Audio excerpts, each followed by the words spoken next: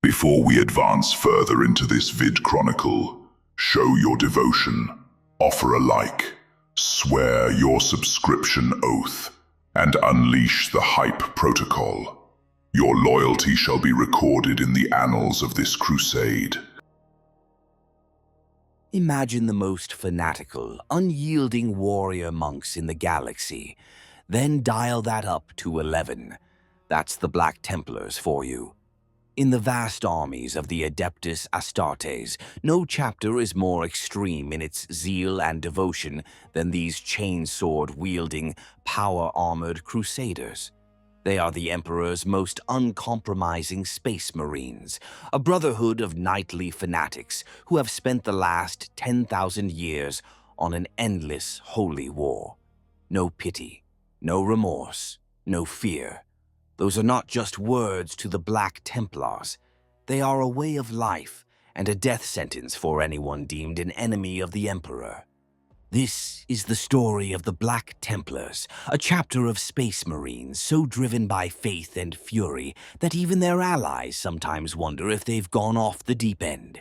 From their legendary founding by the heroic, and perhaps a little terrifying, Sigismund, to their eternal crusade that burns across the stars without pause, we'll dive into what makes the Black Templars the most extremist of the Emperor's warriors. So steel yourselves and say a prayer to the God Emperor, the Templars certainly will, as we embark on a journey through the lore of the Black Templars.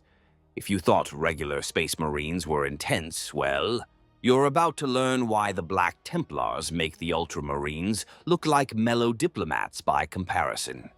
Chapter 1. Origins of the Black Templars. Every legend has a beginning, and for the Black Templars, that beginning is in the fires of the Horus heresy and the tumultuous days that followed.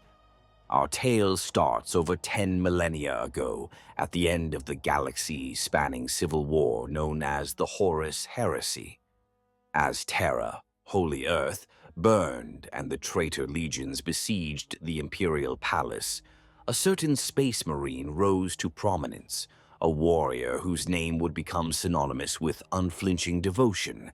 His name was Sigismund, the first captain of the Imperial Fists Legion. Sigismund was no ordinary Astartes. Even among the stoic Imperial Fists, he was renowned for his unshakable faith and prowess in battle. During the Siege of Terra, as the traitorous forces of Horus assaulted the Emperor's palace, Sigismund was chosen for a singular honor and duty. His Primarch, Rogel Dorn, saw in him the ideal champion and named Sigismund the Emperor's champion, literally the personal warrior of the Emperor, charged with seeking out the enemy's greatest champions and cutting them down one by one. Clad in the finest artificer armor and wielding a master-crafted black sword, Sigismund took to the ruined battlefields of Terra like a knight on a quest. He hunted the champions of chaos, challenging them to single combat amidst the carnage of war. One by one, the giants of the enemy fell before him. It's said Sigismund slew over a dozen of the traitor's most fearsome warriors in duels, possibly even banishing greater demons back to the warp in the process. This was a space marine on a mission, and woe betide anyone or anything that stood in his way. The Emperor's champion exemplified absolute dedication. Sigismund fought with righteous fury, and though the heresy ended with the Emperor's victory at a horrific cost, Sigismund's role as the Emperor's chosen blade had only just set the stage for what was to come.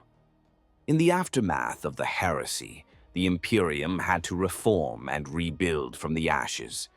One of the biggest reforms was the breakup of the old legions.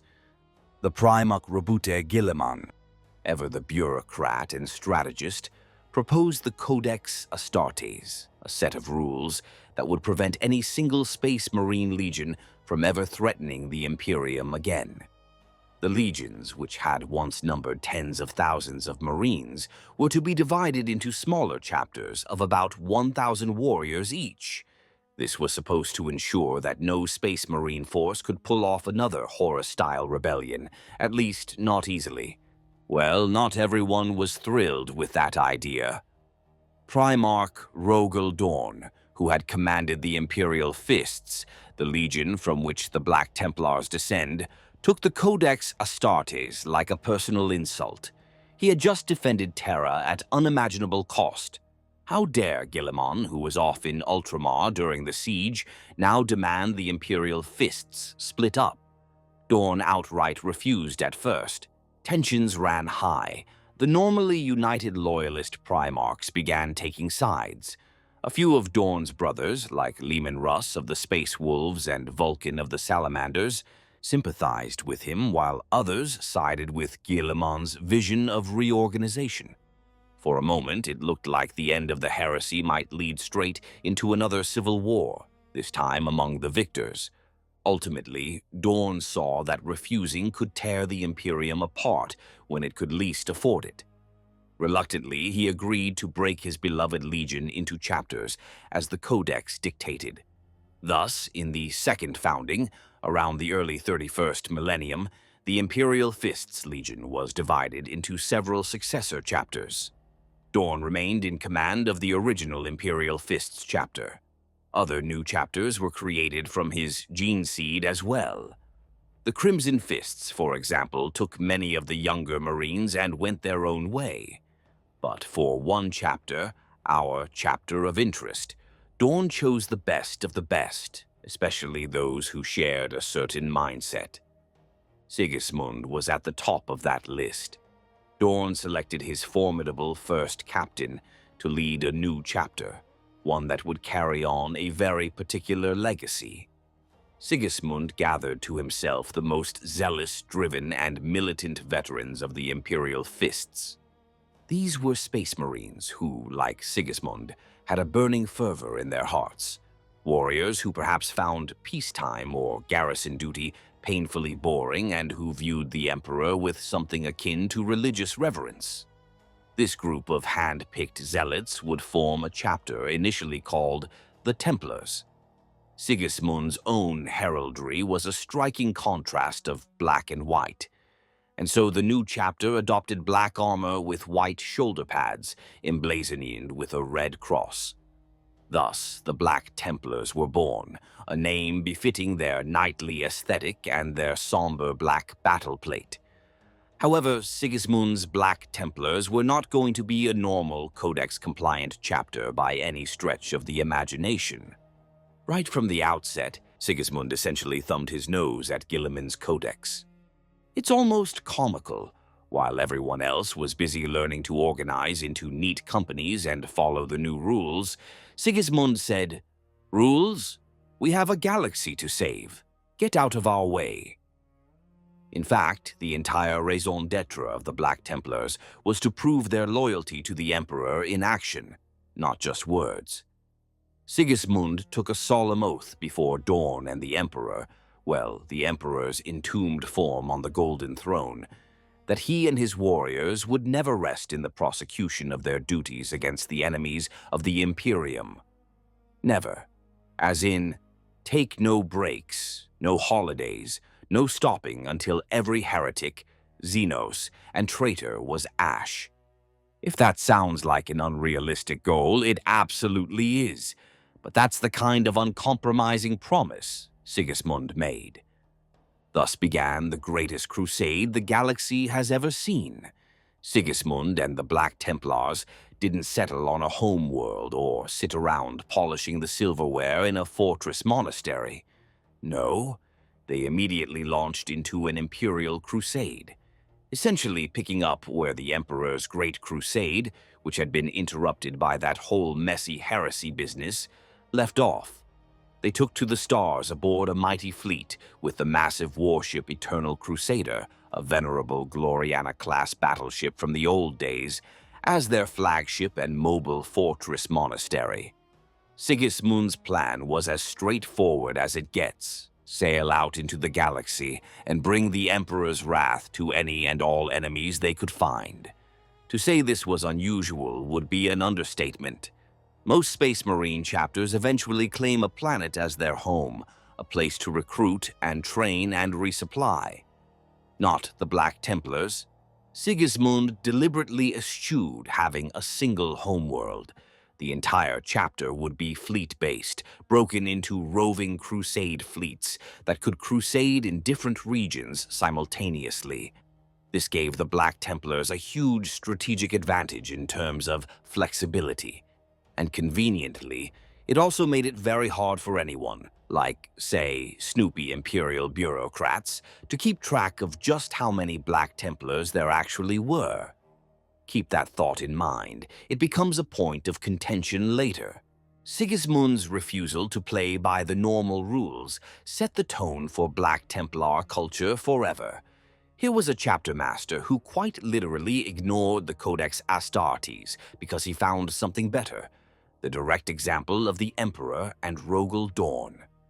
Guilliman's book was an ultramarine thing. The Black Templars would follow the gospel of the Crusade instead. Their duty was simple: seek and destroy the foes of the Emperor wherever they may hide. The nascent Imperium was still crawling with traitors, renegades, aliens, and Sigismund intended to make them all dearly regret drawing breath. In those early years, the Black Templars carved out a legend. They threw themselves into battle with a fervor that was frightening to behold.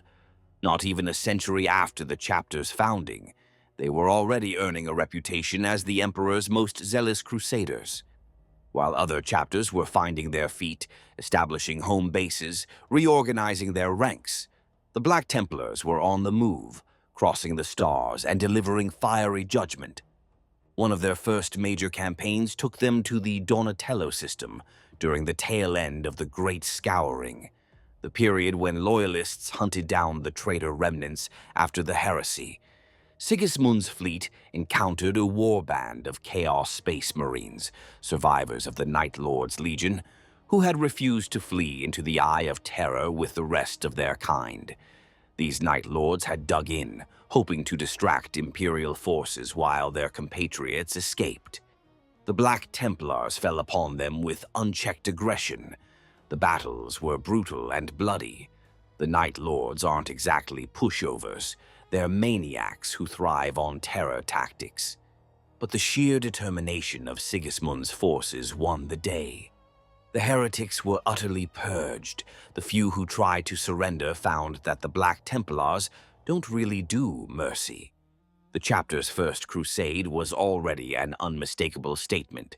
If you're out there worshipping dark gods or plotting against the Imperium, the Black Templars will find you and they will end you.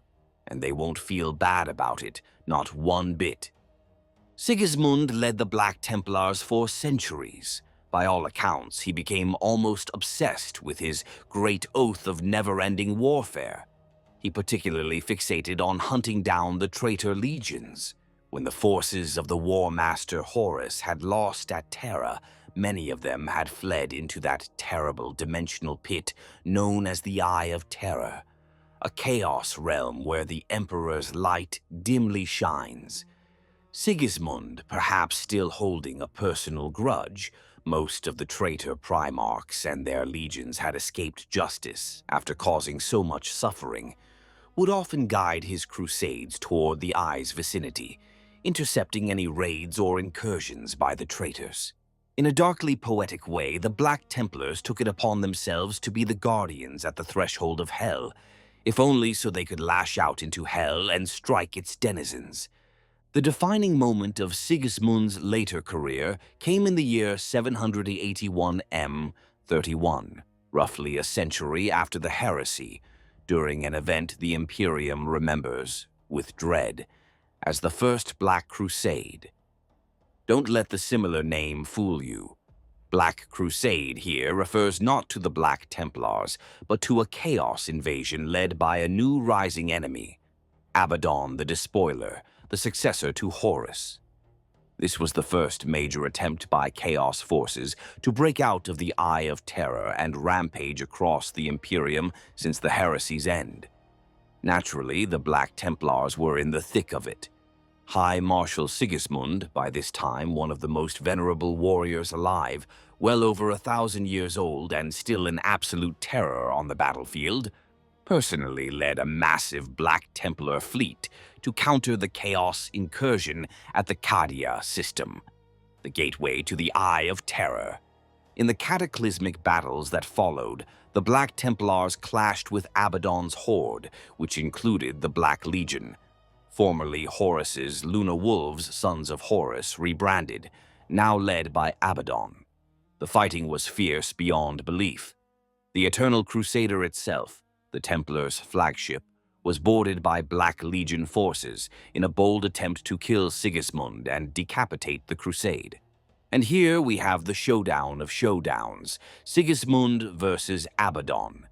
The ancient emperor's champion, his hair probably gray by now, if Space Marines even go gray, but his skill undiminished against the upstart War Master of Chaos, Horus's heir, in Terminator armor wielding the demonic sword Drachenien.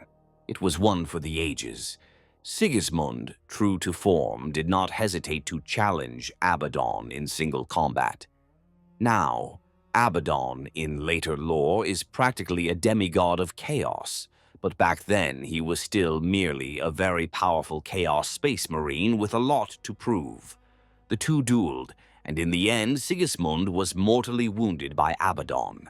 According to the chronicles, as he lay dying, Sigismund still managed to impale Abaddon through the chest with his sword, delivering a wound and a scar that the despoiler would carry for the rest of his existence. In a final act of defiance, Sigismund spat out a prophecy, or a curse, at Abaddon, saying that Abaddon would ultimately fail and die as Horus did, soulless, honorless, and in shame. Abaddon, being the megalomaniac he is, supposedly left Sigismund to die rather than finish him off, maybe considering it a done deal.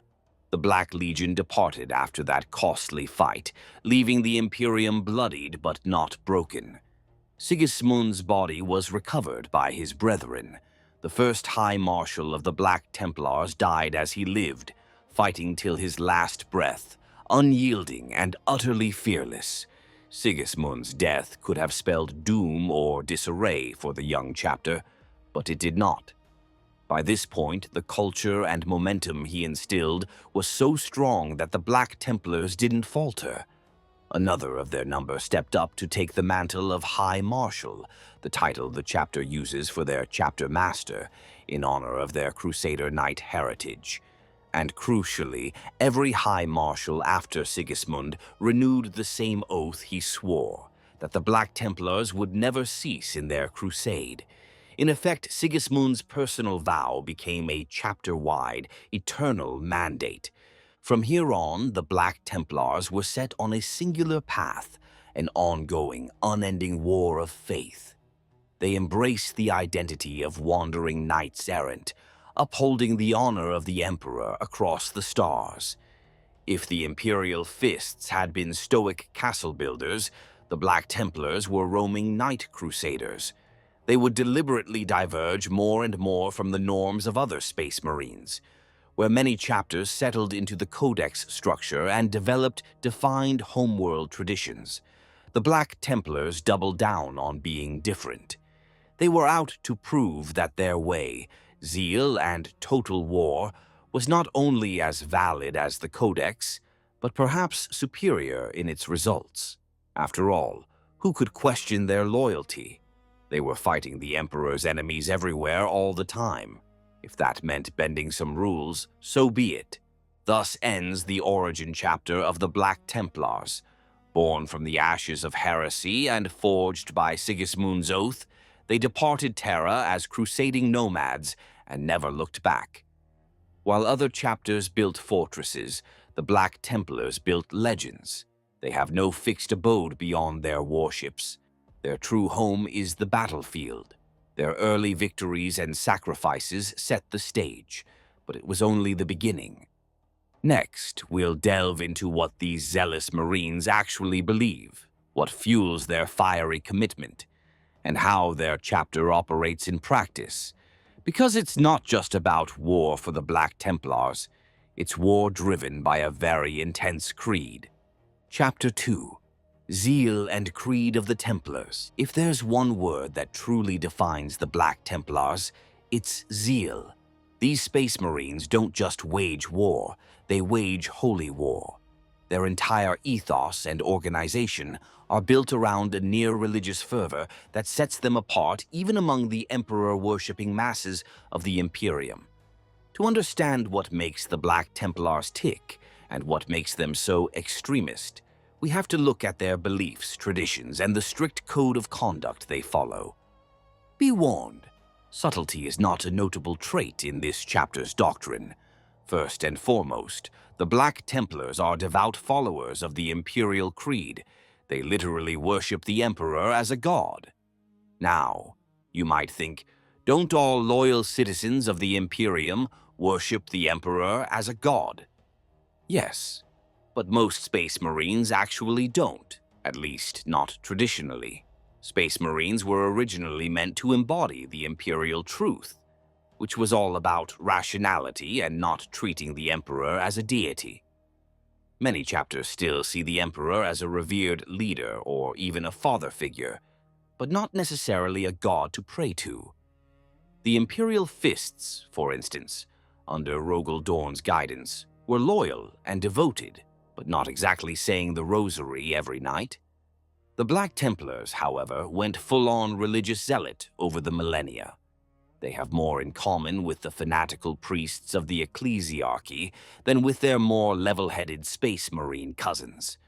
To a Black Templar, the Emperor isn't just the guy who genetically sired their Primarch. He is the God Emperor, the divine light of humanity, and any who oppose him are unholy scum to be exterminated. This intense piety manifests in many ways. The Black Templars adorn their armor with countless religious symbols, the Maltese cross of their badge, a symbol reminiscent of ancient knightly orders, purity seals, parchments affixed to their armor testifying to oaths and prayers, and reliquaries. They take their oaths extremely seriously. Everything is an oath or a vow, sworn before battle, before promotions, before breakfast probably. Slight exaggeration, but only slight. Breaking a vow or failing the Emperor is literally the worst thing imaginable to them. They'd rather die than live with the shame of not upholding their sworn duty. One very notable aspect of their faith is a complete intolerance for witches. And by witches we mean psychers. The Imperium often says, "Suffer not the witch to live," but the Black Templars take that to another level. They absolutely abhor psychers. In battle, they will target enemy psychers, sorcerers, demon hosts, etc., with extreme prejudice. Within their own ranks, they made a radical decision. The Black Templars do not employ librarians at all.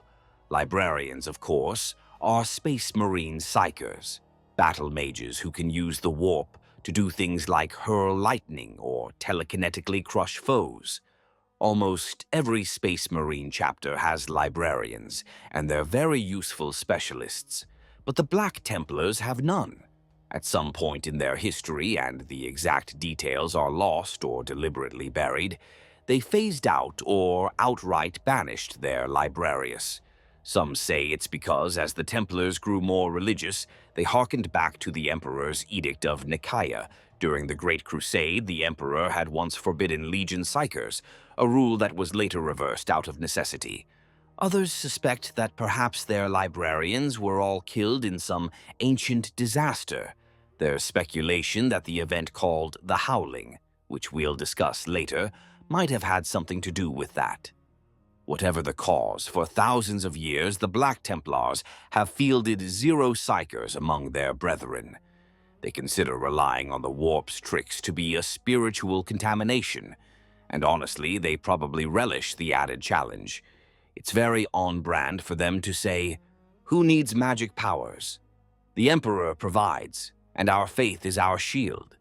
Now, not having librarians is a pretty extreme handicap for a Space Marine chapter, and the Black Templars compensate in other ways. For instance, they lean heavily on their chaplains. If librarians are the battle psychers, chaplains are the spiritual shepherds of a chapter, responsible for maintaining morale, zeal, and adherence to doctrine.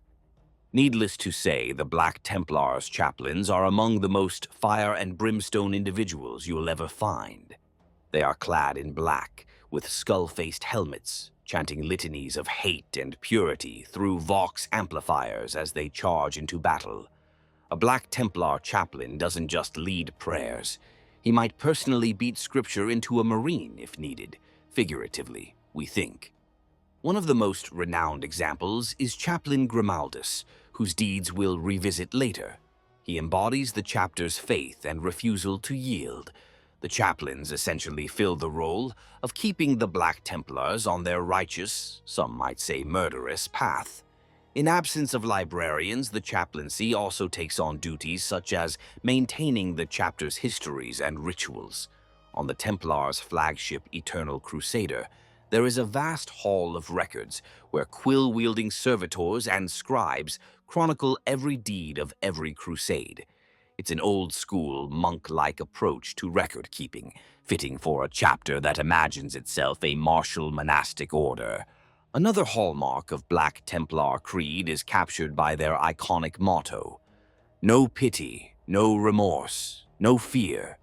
This phrase is often bellowed as a battle cry when they charge. It's not just rhetoric, it's literal. They are trained and indoctrinated to feel absolutely no pity for any enemy of the Emperor, be it alien, mutant, heretic. If you're on the wrong side, your pleas for mercy will fall on deaf ears. They show no remorse for the things they must do in war. Guilt is for lesser men, and fear is something they leave to their enemies. A Black Templar Marine is supposed to be immune to fear through sheer faith and indoctrination. If a situation would make a normal soldier quail, the Black Templar's reaction is usually to get angry that the enemy had the gall to try. When preparing for battle, the Black Templars engage in elaborate ceremonies. They recite vows before their chaplains, swearing to uphold various tenets in the coming fight. These vows actually have effects on how they fight, and once even had effects in the tabletop game rules. Some of their well-known vows include uphold the honor of the Emperor, swearing to never falter in faith or give in to despair, bearing any hardship while believing the Emperor protects. A Templar with this vow will stride unflinchingly through enemy fire as if convinced he's invulnerable, and his sheer conviction might make it almost true. Suffer not the unclean to live, a promise to cleanse the impure with flame and sword. Those who take this vow go into battle with a righteous wrath, focusing on ripping apart any abomination or xenos in close combat, because leaving such filth alive is just not an option. Abhor the witch. Destroy the witch. Exactly what it sounds like. A vow to annihilate psychers and any practitioner of sorcery. A Templar under this vow might charge headlong at an enemy psyker through a storm of witchfire, chanting the Emperor's name, absolutely intent on chopping the witch in half. Their hatred is that visceral. Accept any challenge, no matter the odds. A commitment to never back down from a fight, no matter how outnumbered or outmatched they might be. Essentially, it's bragging rights turned into a holy pledge. If a Black Templar with this vow is surrounded by 10 times his number, instead of retreating or calling for aid, he likely grins beneath his helmet and says, "More targets to swing at." These vows illustrate the mindset: unyielding aggression and faith over self-preservation. While other Space Marines certainly have courage, Black Templars push it into the realm of recklessness at times. But it's a hallowed recklessness, blessed by their confidence that the Emperor is with them. It's quite possible that their faith does lend them strength beyond the ordinary. The power of belief is an odd but potent thing in Warhammer 40k's universe, where collective belief can even shape warp energies. So when an entire chapter genuinely believes they're on a holy mission and protected by divine mandate, it's bad news for whoever they're pointed at. Another distinctive tradition of the Black Templars is the use of devotion chains. Before battle, many Templars will literally chain their weapon to their arm or hand. Yes, you read that right. They forge a little steel chain link between, say, their bolter or sword's hilt and their wrist, symbolizing that they will never relinquish their weapon until the battle is won. Dropping your weapon or being disarmed is basically unacceptable. A Black Templar would rather have his arm yanked off than let go of his sword. In fact, some of these chains are ceremonial and can be unclipped. But there's also something called the Chain of Zeal, which is a more permanent weld. A truly hardcore Templar might keep his weapon chained to him for his entire life, never removing his gauntlet except maybe in private. Imagine sleeping with a chainsword chained to your arm. Well, that's dedication and a bit of a health hazard, but never mind. Interestingly, this tradition of chaining weapons is said to have started with the World Eaters Legion, the Emperor's Crusade-era World Eaters, back before they went full crazy for corn, had gladiatorial fighting pits where they'd chain weapons to their wrists to prevent disarmament. Sigismund apparently picked up on that custom in friendly duels with World Eaters champions during the Great Crusade, and adopted it. The irony that this practice has Traitor Legion roots would probably be lost on most Black Templars, or they'd vigorously deny it. For them, it's all about showing devotion by literally shackling themselves to their duty. In terms of organization, the Black Templars differ from standard Codex chapters in several key ways. As mentioned, they're fleet-based and constantly on the move. The chapter is divided not into Codex companies, but into multiple crusades.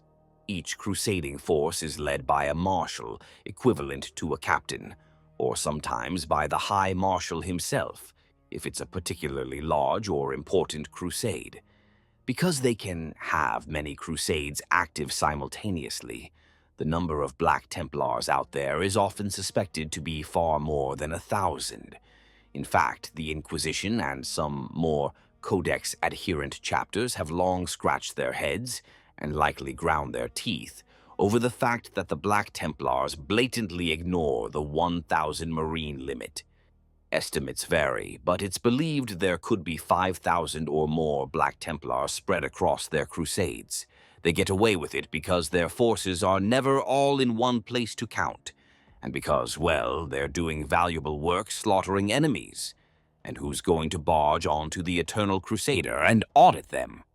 If you try, you might find a bolt pistol accidentally discharging in your general direction. Another non-codex aspect is how they handle their new recruits. Most chapters have a dedicated scout company where all their neophytes, aspiring Marines, serve as scouts before they earn their power armor. The Black Templars said, "Nah, that's too easy and doesn't involve enough chainswords." Instead of a scout company, they pair each neophyte with a full-fledged battle brother, an initiate, in the field. These neophytes fight alongside their mentors in mixed squads called Crusader squads. Picture a grizzled veteran in power armor charging forward with a bolt pistol and chainsword, and beside him runs a raw recruit in lighter scout armor with a shotgun or sword trying to keep up and learn the ropes while not dying. It's on-the-job training, Templar style. The initiate is expected to teach by example how to fight, how to pray, how to purge the enemy, and protect his neophyte in the worst of it. The neophyte, for his part, swears absolute obedience to his mentor, and basically hero worships him as the ideal to strive for. Only after surviving enough battles, and probably being scared stiff by what he's seen his mentor do without flinching, will a neophyte be deemed worthy to don full power armor and become an initiate himself. This master-apprentice system fosters incredibly tight bonds and unit cohesion. Also, it ensures the chapter's fanaticism is passed down very directly. You're not sitting in a classroom learning catechisms. You're learning how to stab a heretic while reciting the Emperor's Creed in the middle of a firefight, because your initiate is doing exactly that and expecting you to keep up. One of the most significant rites in Black Templar culture is the selection of the Emperor's champion. We touched on this with Sigismund being the first, but the tradition continues. At any given time, typically on the eve of a major battle or campaign, one Black Templar warrior will receive a holy vision, so it's believed, of the Emperor, or a great sign guiding him. Sometimes it comes as a lucid dream, other times as a kind of battle fury haze where he hears the Emperor's voice. The chaplains watch closely for any brother who seems so touched. When they confirm that a Marine is being called, and it's not just last night's recaf spiking his imagination, that warrior is anointed as the Emperor's champion. In a solemn ceremony, he is given a sacred relic weapon, the Black Sword, and the armor of faith, an ornately crafted suit of black armor that is often older than the Marine wearing it. The Emperor's champion is basically a duelist savant whose sole purpose in the coming fight is to seek out the enemy's biggest, baddest leader or champion and cut them down, just as Sigismund once did. It's an enormous honor, and also usually a death sentence because these champions throw themselves at greater demons, tyrannid hive tyrants, chaos lords, alien war bosses, you name it. Many champions die in epic duels, becoming martyrs remembered in the Hall of Heroes. Those who survive often go on to high rank, their deeds becoming legendary. The Black Templars absolutely love this tradition. It encapsulates their whole heroic, single-combat, knightly vibe. It also leads to some jaw-dropping moments in their history. We'll get to a few, like when a champion held off a monstrous demon so others could escape a doomed world. To sum up their creed, the Black Templars see themselves as the Emperor's chosen knights, forever on a righteous quest. They do not question the morality of their campaign. They are utterly convinced of the Emperor's divinity and the justness of their cause. This gives them a clarity, or narrow-mindedness, that is both terrifying and, in some ways, admirable. They don't get sidetracked by politics or doubt. If an imperial governor is corrupt or a planetary population is heretical, the Black Templar solution is straightforward. Purge. There's a famous line attributed to a Black Templar, High Marshal Sigismund, during the Age of Apostasy, when he discovered a rebellion, essentially, whichever foe we face, from that moment their fate is sealed. We will not stop until every one of them is dead. This ethos has occasionally put them at odds with more moderate imperial forces. For instance, they have been known to ignore inquisitors' orders if those orders don't align with their sense of righteous conduct. There's even an infamous story of an imperial envoy who came to request, demand, their help in a crusade but did so with disrespect. The Templars' response was, let's say the envoy was never heard from again. They don't suffer fools or arrogance unless it's their own arrogance in the Emperor's name. In Black Templar society, strength and faith are everything. They maintain no librarians, but have more sword brethren, chaplains, and close combat specialists than many other chapters. They prefer the crash of a chainsword and the roar of a flamer to hanging back and shelling the enemy from afar. Though they will use tanks and guns, they're not suicidal. They just like to personally wade into the fray. The invention of the Land Raider Crusader, a variant of the venerable Land Raider tank designed to carry even more assault troops, actually came about thanks to the Black Templars' love of getting up close and personal. We'll tell that story soon. It's fair to say that to a Black Templar, a battle not fought face-to-face is a battle not properly finished. Their extremism is also evident in how far they'll go in pursuit of victory. Exterminatus, the destruction of entire planets deemed irredeemably lost to the Emperor's light, is on the table if the Black Templars think there's no other way. And sometimes, even if there are other ways, they might lean toward the most severe option because, well, zero tolerance is their thing. There have been times they've massacred populations that other Imperial forces might have tried to re-educate or quarantine. To the Black Templars, corruption is like a cancer. You cut it all out, or it grows back. This has occasionally led to some awkward conversations with the Inquisition or other Imperial commanders. But who's really going to argue with a giant super soldier who is quoting scripture while pointing a chainsword at your throat? In short, the Black Templars' beliefs make them simultaneously incredibly powerful and more than a little bit frightening. They embody the Imperium's most fanatical impulses, the burning hatred of heresy, the blind faith, the willingness to sacrifice anything, themselves, allies, innocents caught in the crossfire, for the greater purity of humanity. When they show up on a planet, the populace might rejoice that the Emperor's angels have arrived to save them. But if any among that populace have deviated from the Imperial creed, the Templars might just as soon cleanse the planet after dealing with the external threat. They are saviors to the faithful and harbingers of doom to the guilty. Now that we've covered what the Black Templars stand for and how they operate, it's time to walk the blood-soaked path of their history. Knowing their mindset, you can probably guess that their chronicles are filled with glorious victories, last stands, and a body count that would make a chaos god blush.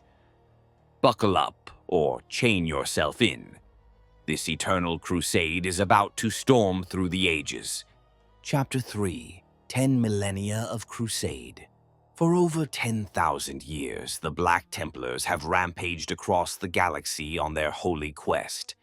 Unlike chapters that have ebbed and flowed or kept to one region, the Templars' history is essentially a long list of wars, one after the other, often simultaneous, basically everywhere.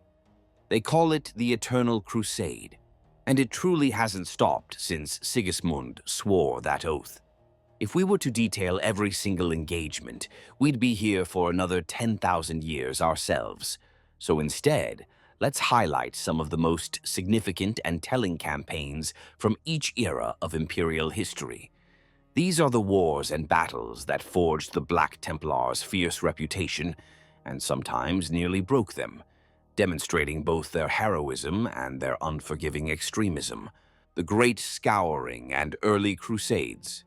After the heresy and Sigismund's death in the First Black Crusade, the Black Templars continued their aggressive role in the Scouring, the Imperial campaign to chase down traitors and chaos worshippers. In these early centuries, they were essentially the vanguard of the Emperor's wrath. They traveled far, often operating near the Eye of Terror to intercept emerging threats. They also struck out into unreclaimed territories, encountering xenos that had been missed during the Emperor's original Great Crusade. Many a forgotten human world was brought into the Imperium in this era at the tip of a Black Templar sword, whether they wanted to join or not. Compliance, an old Great Crusade term for forcing a world into Imperial obedience, was usually achieved by decapitating whatever leadership resisted and making grand displays of faith, like erecting giant Aquila symbols and burning any deviant texts they found. It wasn't subtle, but it was effective. One early challenge came not from traitors, but from an apocalyptic weapon of humanity's own dark age, the Cacodominus. This creature, or thing, was a bizarre alien cyber entity that had managed to enthrall over 1,000 planetary systems by psychic means, essentially a gargantuan mind control network. By the late 33rd millennium, the 3020s, it was a blight that the Imperium could not tolerate, known as the Catalexis heresy. Heresy not because of chaos, but because being enslaved by a xenos cyborg definitely counts as deviation from Imperial rule. The Black Templars took it upon themselves to end this threat. They succeeded in killing the Cacodominus, but the monster's death had a nasty side effect. Its dying psychic scream tore through the warp, burning out the minds of 1 billion human astropaths, the psychic navigators and communicators of the Imperium, and throwing the Imperium's communications into chaos for a long while. This event became known as the Howling. Many worlds were isolated or lost due to that scream-induced upheaval, effectively undoing some of the Imperium's progress. So here's a classic Black Templar situation. They solved the main problem. Good job, Xenos cyborg dead. But the collateral damage was galactic in scale. Whoops, but also not their problem in their eyes. They rid the galaxy of a great evil. Let the Administratum sort out the rest. Some in the Imperium whispered that maybe the Templars could have handled it with a bit more caution or tried to coordinate with Psychers to mitigate the backlash, to which the Templars likely replied, "Witchcraft is not our way. We did what had to be done. The Emperor protects those who remain." Moving into the mid-M32, we cannot skip the War of the Beast. This was a nightmare conflict against a united Orc empire of unimaginable scale. An Orc warlord known only as the Beast launched an invasion that reached the Sol system itself. It was the largest greenskin threat since possibly the days of the Emperor. Many Space Marine chapters, including several successors of the Imperial Fists, were devastated in those battles. The Black Templars, under High Marshal Bohemond at that time, took part in what was called the Last Wall Protocol. When Terra was threatened by this Xenos horde, the scattered Sons of Dawn were called to unite temporarily into a Legion-scale force, something normally forbidden, but desperate times call for desperate measures. Bohemond was fiery and headstrong, surprise, surprise. But he and his Templars answered the call. They joined forces with other Dornian successors and fought in massive engagements against the Orcs, including boarding attacks on gargantuan Orc attack moons and the final assault on Ulanor, the Orc homeworld, ironically the site of the Emperor's great triumph long ago. Bohemond even fought alongside the resurrected Primarch Vulcan of the Salamanders during that war, though by all accounts Bohemond's stubbornness caused plenty of friction. At one point, Vulcan had to basically trick Bohemond and another chapter master into cooperating by issuing a physical challenge involving his massive thunder hammer. Long story short, no one could lift it alone, teaching the lesson of unity. The Templars shed oceans of blood in that conflict and took heavy losses, but their contributions were critical in eventually defeating the Beast. The War of the Beast also highlighted a trait in the Templars, their insubordinate pride. Bohemond constantly questioned or outright ignored orders that didn't suit him, even from the Lord Commander of the Imperium at that time. Eventually, a Primarch had to smack him down. Literally, Vulcan backhanded him in frustration during one argument. Chastised, Bohemond grudgingly cooperated in the final strategy. After the war, the Templars remained proud that they had answered the call, but perhaps learned to restrain open defiance of allies. At least a little. The Age of Apostasy, M36. Fast forward to the 36th millennium, a rough time for the Imperium internally. Enter one of the Imperium's worst domestic crises, the Age of Apostasy, a period of tyrannical rule by a corrupt High Lord named Gauge Vandire, who usurped power, oppressed populations, and even turned the state religion into his personal tool. Vandire's reign sparked wars across the galaxy as loyalists fought against his tyranny. During this period, the Black Templars were mostly off crusading on the fringes, largely uninvolved, until Vandire made a huge mistake. He messed with the Templars directly. Vandire's forces, specifically the Fratres Templar Zealots under his command, carried out a series of attacks to consolidate power. In doing so, they destroyed some chapter keeps of the Black Templars in the Segmentum Solar. These were like the Templars' local fortresses and armories on certain worlds. When crusade fleets of the Templars returned to resupply and found their keeps reduced to smoking craters by the orders of Vandire, well, to say they were enraged is an understatement. High Marshal Sigismund, who led the chapter at that time, effectively declared a holy vengeance crusade then and there. In 378 M36, he gathered 4 crusade fleets, an enormous concentration of Black Templar might, possibly thousands of Marines strong, and set course for Terra itself. This was an unprecedented move, Space Marines assaulting the Imperial Palace, not as rebels, but as zealots determined to remove a traitorous High Lord. The Black Templars, together with their progenitor, Chapter the Imperial Fists, and 2 other chapters, the Firehawks and the Soul Drinkers, also eager to settle scores, laid siege to Vandire's stronghold on Terra, the ecclesiarchal palace. Sigismund was described as fighting with the terrifying fury. The Templars smashed into Vandire's fanatic troops like an avenging thunderbolt. For months, street by street and hall by hall, they fought. Sigismund and Chapter Master Lazarian of the Imperial Fists personally led the breach toward Vandire's inner sanctum. By the end, Vandire was dead, executed by his own bodyguards turned redeemers, the founders of the Sisters of Battle, after intervention by Sebastian Thor, and a saint. But the Black Templars were not satisfied with just the tyrant's death. Sigismund was incensed by the scale of Vandire's betrayal and the damage done to the chapter's honor. He basically said, "We're not done. Not until every last one of Vandire's collaborators is ash." After Terra was liberated, Sigismund took his crusade fleet on an extended hunt, chasing down fleeing officials, generals, and clerics who had sided with Vandire. Worlds burned as the Black Templars meted out retribution.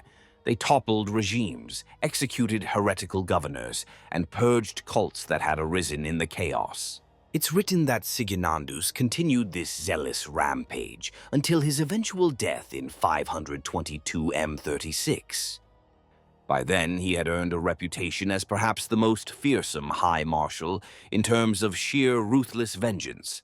To the Black Templars, he was a hero who cleansed the Imperium of a great stain. To others, he was a warning of what happens when the Astartes take the law fully into their own hands. Either way, the age of apostasy ended with the Imperium's structure forever changed. The ecclesiarchy was forbidden from having men under arms anymore, ironically named after the Templars' role via the decree passive. A time of redemption. Late 36 to M37. After the apostasy, the Imperium tried to mend and seek redemption. The ecclesiarchy embarked on numerous wars of faith, determined to prove its purity. Naturally, the Black Templars were more than happy to join fights that had a religious fervor angle. One such conflict was the Benedictine War in M37. A war of faith was declared to purge a subsector teeming with xenos. The Black Templars committed virtually their entire chapter to this grand crusade, alongside 5 orders of the Adepta Sororitas, Sisters of Battle, and hordes of fanatical fratres militia, common faithful zealots. It was a colossal undertaking, an army of the faithful that swept into the xenos-held worlds like a storm of flame. During this campaign, fate struck hard. 2 high marshals in a row, the chapter masters of the Templars, were killed in action, falling to Eldar blades in quick succession. This was unusual. Chapters rarely lose their leader that often in such short time, let alone twice in one war. Yet, true to their creed of pressing on no matter what, the Black Templars simply elected the next High Marshal, a warrior named Constantine, and continued the crusade without missing a beat. The ecclesiarchy's leader, the ecclesiarch, eventually declared the war over, satisfied with the territory reclaimed and likely alarmed by the casualties. But High Marshal Constantine decided that the war was not over until the Emperor's enemies were completely wiped out. When the Church said, "Stop," Constantine effectively said, "The Emperor's work isn't finished. We march on." So the Sisters and other Imperial forces withdrew at their leader's order, but the Black Templars carried on the fight alone. They spent additional years hunting down the last Eldar forces in that subsector, and ultimately they did exterminate the xenos' presence completely. This stubborn refusal to quit, even when commanded by a normally respected authority, showcased again that the Templars answer only to their own sense of duty. Constantine's action was celebrated within the chapter as proof of their unwavering commitment. Outsiders noted it as a bit disconcerting. These Astartes essentially said, "Thanks for the input, but we decide when the crusade ends." However, since the result was a win for the Imperium, no more aliens in that subsector, no one pushed the issue too far. The High Lords likely breathed a sigh of relief that the Templars didn't then turn around and chide the Ecclesiarch for cowardice, though privately they might have thought it. The inventive Zeal, late M39.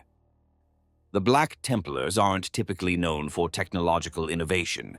They leave that to the Adeptus Mechanicus and their tech marines usually.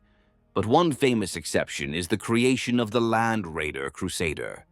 During the Garrulous Crusade around 645 M39, the Templars were tasked with bringing a group of human worlds, the Garrulous system, back into compliance.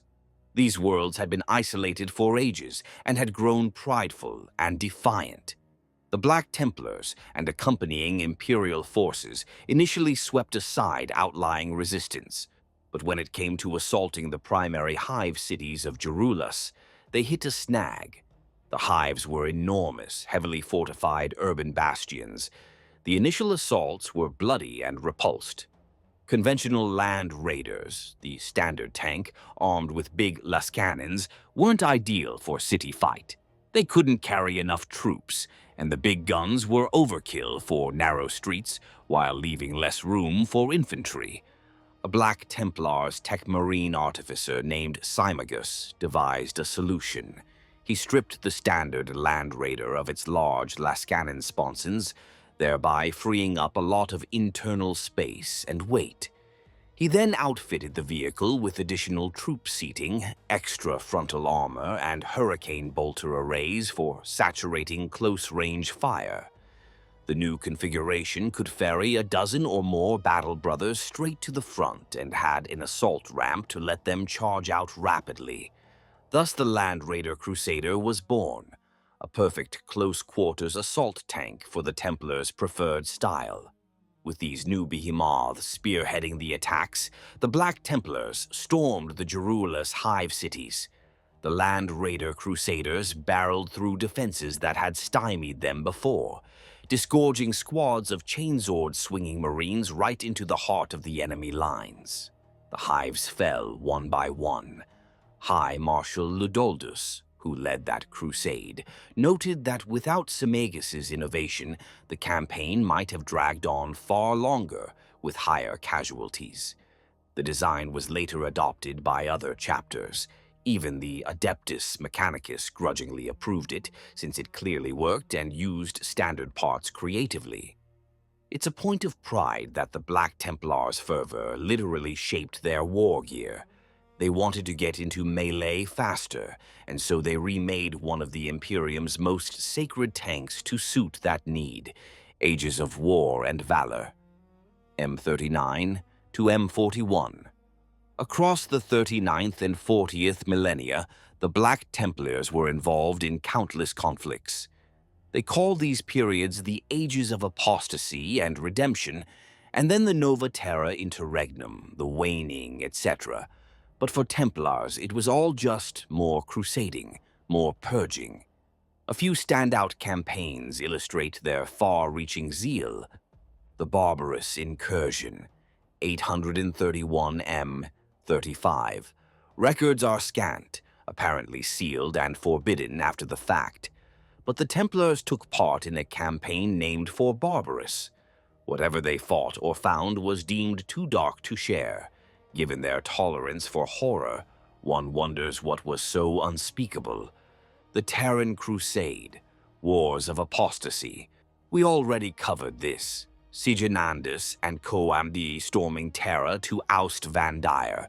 It's actually noted in their chapter lore as the Terran Crusade, and it's one of their proudest moments. They intervened at the heart of the Imperium to set things right, from 378 Amas 36, their perspective. The Second Purging of Lastrati, 543 Am 36. A crusade led by Marshal Gervhard. Lastrati was a shrine world that fell into dreadful heresy, its population engaged in blood rituals and twisted genetic purification cult practices. Initially, the Templars came as pilgrims themselves, taking inspiration from old holy sites on Lastrati. But upon discovering the perversion of the locals, Gervhard declared the entire population tainted. Over 4 years of bitter fighting, the Black Templars exterminated the planet's inhabitants. The last battle saw them drive the heretics to a place ironically called the Plane of Purity, where a final stand was crushed at the so-called Hill of Heretics. It's said no mercy was shown. If you were on that planet, you were considered corrupted. Some few deemed truly innocent were spared at first, but apparently that act of mercy came back to haunt Gervhard. The spared ones caused trouble later, leading a future High Marshal to actually demote Gervhard posthumously for his lapse. The lesson? Mercy can be a mistake. The Benedictine War. Unknown date M37, already discussed above. The full chapter war alongside Sisters, where 2 High Marshals died and the third, Constantine, continued against orders. That war's continuation, sometimes called the Age of Redemption Crusades, solidified the Templars' image as independent crusaders. The Archron Crusade, late M38. The Templars launched a crusade into the Ghoul Stars, a nasty dark corner of the galaxy with horrific xenos. It numbered hundreds of marines and likely encountered species that Imperial scholars only have nightmares about. Though details are sparse, it's known the crusade succeeded in wiping out some unnamed xenos threat there. The Aegissene Crusade, M39. A crusade against human worlds in rebellion in the Mandragora sector. The Templars employed an Iron Cyclone dreadnought drop assault, basically drop-podding dreadnoughts directly into the enemy's strongholds from low orbit. Despite heavy ground fire, the maneuver worked and ended a war that bogged others down for decades. Chalk it up to Templar audacity. The Angevin Crusade, 322 M39. The Templars joined this massive imperial crusade which conquered the Calixes sector. They fought alongside other chapters like the Tiger's Argent, Sons of Medusa, and Charnel Guard. It was a combined arms imperial effort. The Templars certainly distinguished themselves, probably taking on the toughest strongholds to prove a point.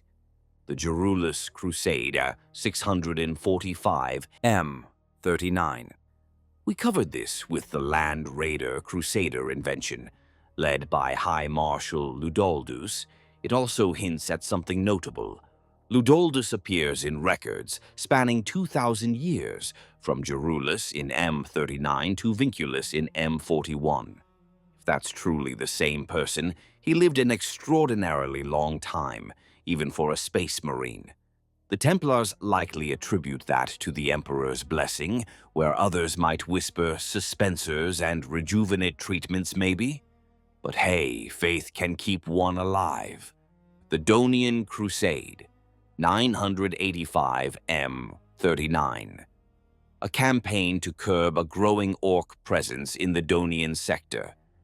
It lasted 17 years and was declared successful by the start of M40. The original Marshal died and was succeeded by Marshal Werner, who went on to fight in other crusades. This shows Templars persistently tackling orcs whenever they swell up dangerously, a recurring theme. The Plague of Unbelief, Age of Heresy events. M36 to M40. The Imperium had sporadic uprisings and false prophets, like the apostate Cardinal Bucharest's rebellion. While not explicitly in Templar records, one can imagine they were somewhere putting such upstarts to the sword. It's very likely a Black Templar strike force beheaded at least one heretical regime in this era that was causing the ecclesiarchy grief. Now we reach the time of ending, M41. Basically, the 41st millennium, up to its end at 999 M41, which was absolutely crazy in terms of galactic threats. If the Black Templars had been busy before, M41 dialed it up even further. This era includes some of the chapter's most famous battles and some of their greatest sacrifices. The early to mid M41 saw numerous Black Templar crusades on various fronts. The Ajax Crusade, the Charlor Incident, purging a chaos cult that turned out to have a greater demon popping out. A Templar Emperor's champion killed a Lord of Change mid-battle, which is the stuff of legends. The Cephian Fourth Defense, a whole narrative where a Templar chapter keep was attacked by Alpha Legion and Dark Eldar, and the Templars had to rescue their neophytes in training, culminating in a showdown where a Chaplain-led strike force slew a powerful rogue psyker and a champion destroyed a chaos defiler engine. Naturally, they saved the day and slaughtered all invaders. The Thorados Crusade, where they battled word-bearers leading a massive rebellion across a sector. It turned into a war of annihilation that left several worlds literally scorched to radioactive cinders. When Black Templars meet word-bearers, it's a clash of zealots versus zealots, usually ends messily for everyone around. The Imperium Crusade, a textbook example of Templar cunning in fanaticism. Castellan Athelanus, with just 30 Marines, tricked a Khorne cult of thousands into slaughtering each other by frustrating their bloodlust, then called in strike cruisers to wipe out the rest. The moral: Templars can use strategy, often brutal and indirect, to amplify their impact. The Geonide Crusade, where Templars saved important tech and scientists from a forge world overrun by chaos, then allowed exterminatus on the planet. Templars normally burn things, but here they also demonstrated priority of mission.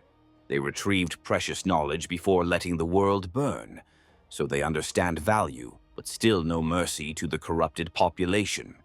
The Centrati Crusade, fighting Dark Eldar pirates and Craftworld Aeldari simultaneously who were dueling each other. Templars show up, decide both xenos groups need to die, and proceed to do just that. It highlights their equal opportunity hatred. Humans may try to play xenos factions against each other, or ally with one to defeat another. But Templars? They'll take on both at the same time. Thank you very much. The Punishment Crusade, led by Castellan Draco, basically a series of raids to punish human worlds that had willingly joined the Tau Empire.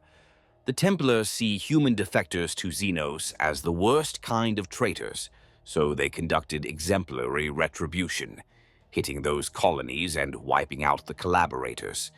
The Nightfire Crusade fought against the Tau Farsight enclaves.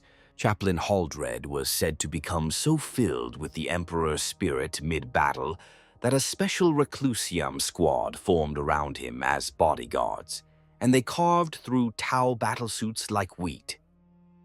The tale is told almost as a miracle, the high hand of the Emperor guiding their blows. The Templars surely circulate that story to remind everyone the Emperor can intervene through them.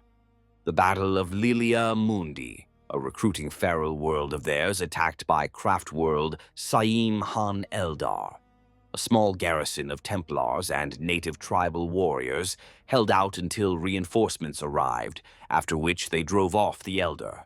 The interesting bit: many of the bravest tribal leaders were offered induction into the chapter afterward. A Black Templar recruitment drive often involves actual combat testing like this. If you survive an Elder raid fighting alongside a Space Marine and impress him, guess what? You might get to be him. The Eternal Crusade, 777 M41. Initially, the Black Templars refused to join this Imperial Crusade into the Jericho Reach because an Imperial envoy insulted them. The envoy, Prelate Saul, basically demanded their participation in a condescending way. The Templars nearly killed him. They likely did, but the details are sealed. Only later, after much diplomacy and apologies, and likely flattery appealing to their honor, did a contingent finally join the Eternal Crusade. When they did, under Castellan Raymer, they kicked major behind, winning key battles, boarding a space hulk and turning it into a giant bomb that killed 500,000 cultists in one go, etc. But typical of Imperial politics, because of the initial offense and delay, the Templars were never fully committed to that war and withdrew once they felt it became a stagnating grind.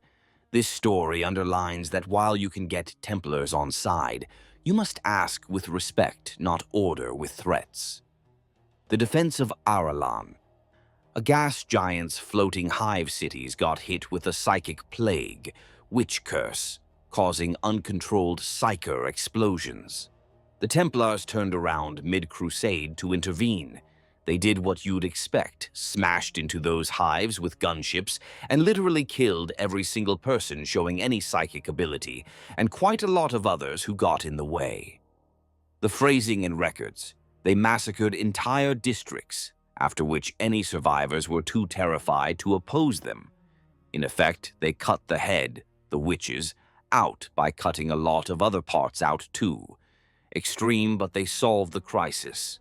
Now we must focus on some key late M41 events that really define the Black Templars in popular lore.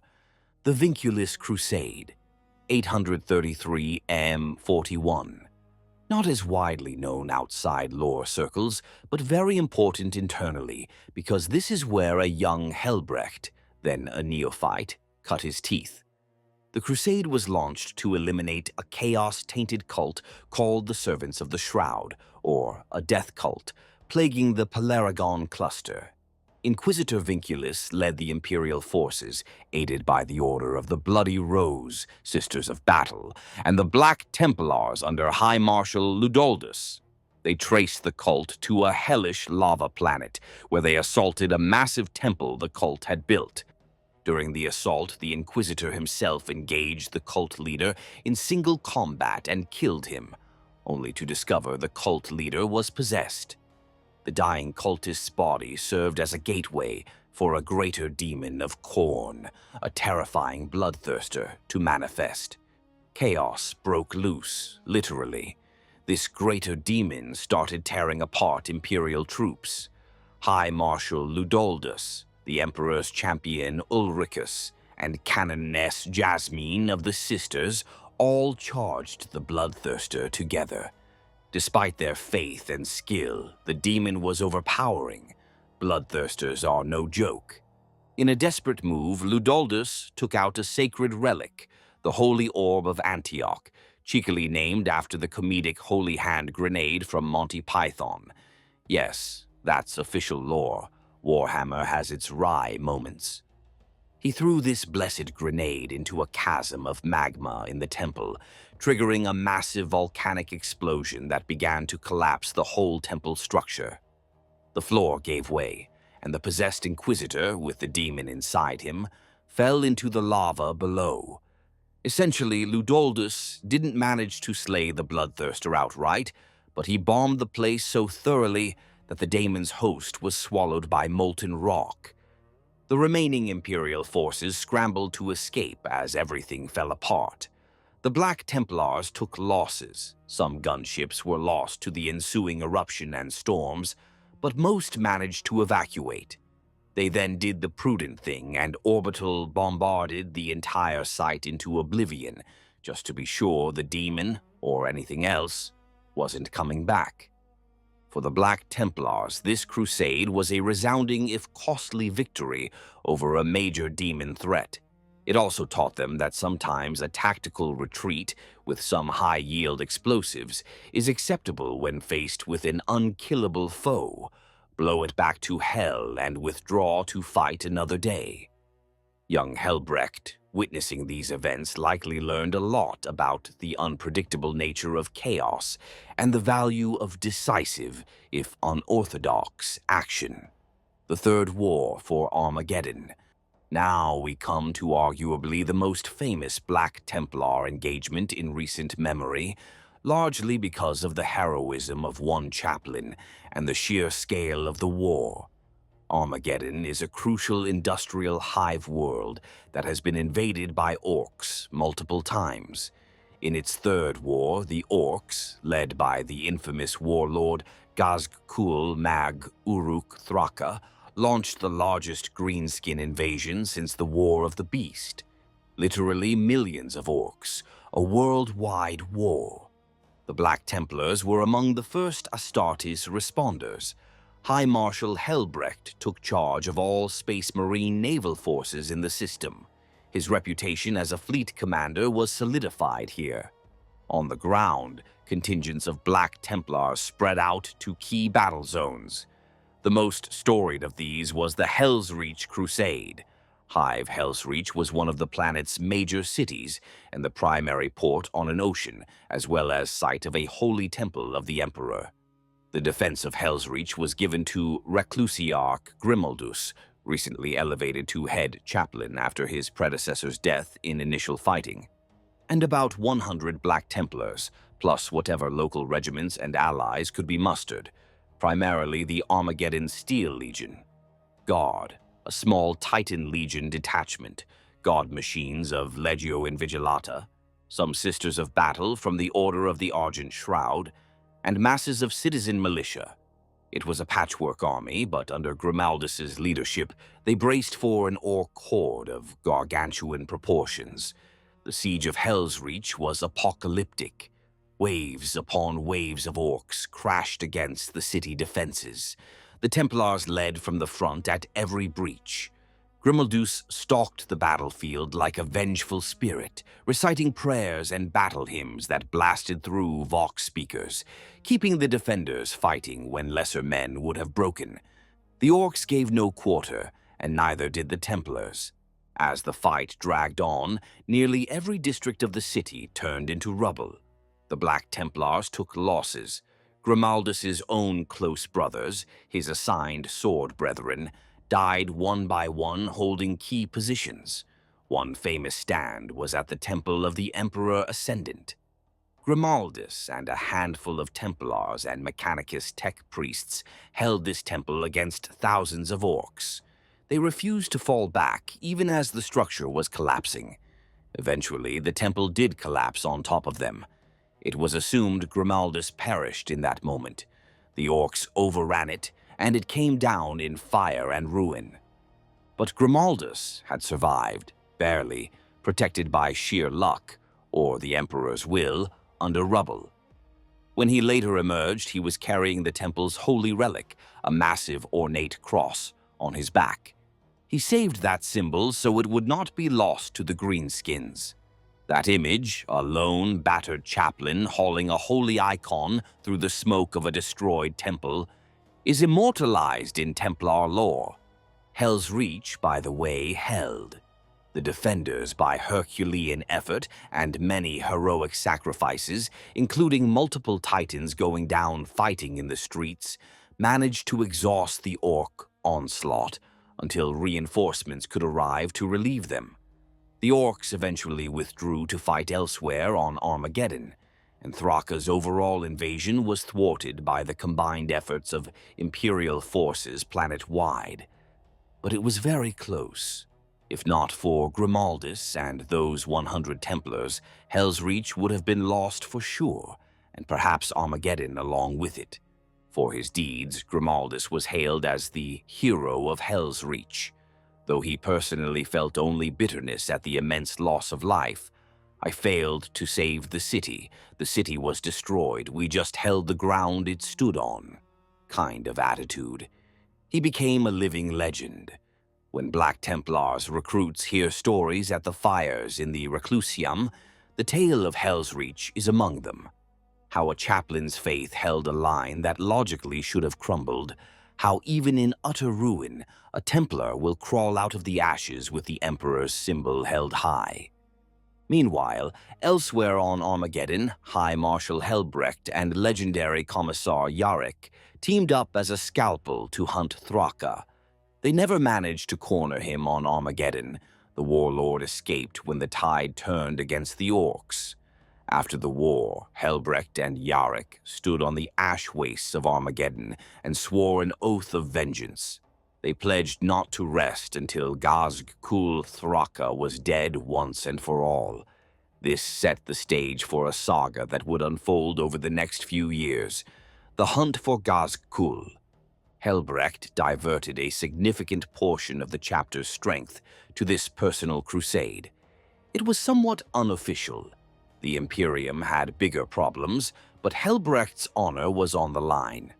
Over the course of several engagements, the Templars chased Thraka's forces across the stars, from one embattled world to the next. They thwarted a second Armageddon-sized invasion by intercepting Orc fleets before they could coalesce.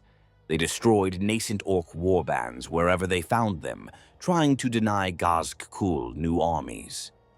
Yarrick, the venerable commissar, rode along with Helbrecht for much of this, serving as an advisor and also a living symbol of defiance to the Orcs, whom the Greenskins feared as the Old Man with the Claw. It was a grand quest, a bit like Captain Ahab chasing the White Whale, except Ahab had the full backing of a Space Marine chapter and a famous sidekick. They never did catch Gazg-Kul.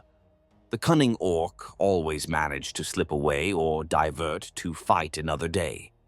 Eventually, Yarrick met his end.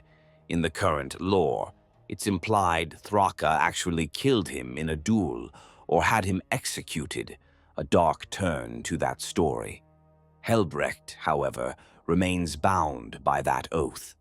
Gazg-Kul is still at large, and Helbrecht still very much intends to make good on their vow. Anytime intelligence surfaces of Thraka's whereabouts, you can bet Helbrecht's Templars perk up and mobilize. One of these days, perhaps the two will meet in battle, and only one will walk away. If the Templars have any say, it will be Helbrecht wiping his blade clean afterward. Now we move to the closing of M41, which is basically the lead-up to the 13th Black Crusade and the calamity that followed. By 999 M41, Abaddon the Despoiler had gathered his forces for one final massive push out of the Eye of Terror, the fabled 13th Black Crusade. The Imperium braced for all-out war. The Black Templars answered the call in force. As Chaos forces poured out around Cadia, multiple Black Templar crusades converged. One, under Marshal Marius Amalrich, found itself directly in the thick of the defense of Cadia. They fought with characteristic zeal on the fortress world's soil. Another group, the Cruxis Crusade, led by Marshal Amalrich as well. Amalrich was a busy man, landed on Cadia to bolster the hard-pressed defenders. The Black Templars fought valiantly at Cadia. One account describes Marshal Hayson charging Abaddon himself during the battle in an attempt to finally avenge Sigismund and stop the War Master. Unfortunately, Hayson was no Sigismund. Abaddon cut him down effortlessly. But the fact that a Templar Marshal tried tells you about their audacity. They saw Abaddon and thought, let's take a crack at killing him outright. Despite the heroism, Cadia was ultimately doomed. Abaddon employed a heinous strategy involving smashing a planet with a blackstone fortress. The planet literally broke apart beneath the defenders' feet. The Templars, along with other Imperials, evacuated what they could. Many Templars considered it a colossal tragedy and a personal failure. In their view, if they had been more or fought harder, maybe Cadia could have held. Realistically, it was beyond saving, but Templars aren't great with the idea of unwinnable. Marshal Amalrich, however, had a bigger destiny. He and survivors of the Crusade were picked up not by Imperial Navy, but by the strangest of saviors, the Eldar. Specifically, the Inari, a new faction dedicated to their god of death. It's a long story, but essentially they provided a webway escape for a number of Imperial personnel fleeing Cadia, including Inquisitor Greyfax, Archmagos Call, Saint Celestine, and Robute Guilliman's freshly revived body. The Templars normally would balk at trusting Eldar, but given the circumstances, dying in the exploding Cadia versus weird xenos portal, Amalrich swallowed his xenophobia enough to cooperate. Thus the Templars became crucial players in the Terran Crusade, a strange odyssey where that group, with Guilliman resurrected, had to fight through a demon-infested warp to get him to Terra. During this journey, as previously noted, Marshal Amalrich was named the Emperor's champion of the ad hoc crusade. He wielded the Black Sword on behalf of all humanity in a series of trials trying to stop them. The Chaos Gods weren't about to let Guilliman reach Terra easily. At one critical juncture, the group was trapped in a Chaos realm, the Maelstrom, inside a massive warp-fueled structure, a black stone fortress, with greater demons on their tail. Notably Skarbrand, the exiled bloodthirster, one of Khorne's mightiest servants. In that dire moment, Amalrich did the unthinkable. He charged Skarbrand head-on. In a duel that probably shook realities, he managed to stab Skarbrand in the chest with the Black Sword. This was a Primarch-level threat, and a mortal man, well, transhuman Astartes, got a solid hit in. Skarbrand, enraged, killed Amalrich in return, hewing him apart as bloodthirsters do. But the wound Amalrich inflicted weakened Skarbrand enough that Guilliman and others exploited it to defeat the demon. In essence, the Emperor's champion sacrificed himself to give the Imperial mission a fighting chance. It worked. The survivors escaped, made it to Terra, and Guilliman arrived to take charge of the Imperium's defense. That moment cemented Amalrich as one of the chapter's honored martyrs. The High Marshals and Chaplains no doubt tell that tale, how a Black Templar, by his faith and courage, enabled a Primarch to live and set the Imperium on a path to resurrection.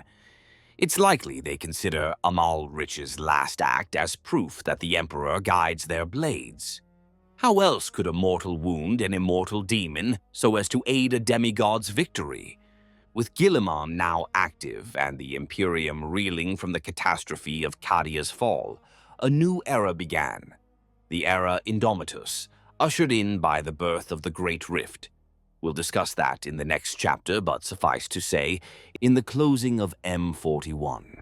The Black Templars have been at the center of pivotal events, their blood and sacrifice woven into the salvation, or at least survival, of humanity in its darkest hours.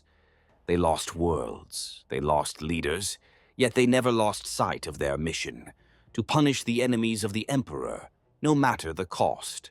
Chapter 4. Heroes and Leaders of the Eternal Crusade. Throughout their long history, the Black Templars have been led and defined by some truly larger-than-life figures. We've already encountered several, but now let's shine a spotlight on the most famous, or infamous, Black Templars, the High Marshals, Marshals, Chaplains, and Champions, whose deeds echo through the chapter's halls. These individuals personify the qualities, courage, zeal, sometimes borderline fanaticism, that make the Black Templars who they are. Understanding them is key to understanding the chapter as a whole. Sigismund, First High Marshal, Eternal Emperor's Champion. We began our journey with Sigismund, and rightly so. He is the archetype of a Black Templar. If the Black Templars had a Hall of Fame, or a shrine more appropriately, Sigismund's name would top the list. As first captain of the Imperial Fists, he was already a legend. As the founder of the Black Templars, he became almost mythic. He was the original Emperor's champion during the Horus Heresy, dueling champions of chaos in the Siege of Terra. He then took the most zealous of Dorn's sons and formed a chapter hell-bent on constant war. His oath of never-ending crusade is the chapter's guiding principle to this day. Sigismund's final duel with Abaddon, where even in death he scarred the War Master, is legendary. Black Templars hold that up as the ultimate example of defiance. There's a famous line attributed to Sigismund, to Abaddon. "You will die as your weakling father died, soulless, honorless, weeping, ashamed." Such open contempt thrown at the arch-traitor shows the fearless conviction Sigismund had. In chapter monasteries, or aboard their ships, young neophytes memorize Sigismund's deeds. The sword of the High Marshals that Helbrecht wields is said to be forged from fragments of Sigismund's own blade and Rogel Dorn's sword. Thus every swing Helbrecht takes, symbolically, Sigismund's will is in it. Sigismund set the standard: never show fear, never forgive the heretic, and never relent. Every High Marshal since swears his oath again. In essence, Sigismund lives on in the chapter's very identity. He's less a man now and more a legend. Exactly what the Templars love. High Marshal Sigismundus, the Zealot of Vengeance. Leading the chapter in the age of apostasy, Sigismundus is remembered as one of the most wrathful High Marshals. He's the one who, upon discovering Van Dyer's treachery and the destruction of Templar chapter keeps, basically mustered a huge chunk of the chapter and thundered off to Terra to set things right. The image of Sigismundus storming the ecclesiarchal palace with a thunderhammer in hand, shoulder to shoulder with the Imperial Fists chapter master, is the stuff of epic. Supposedly, in that siege, Sigismundus was unstoppable.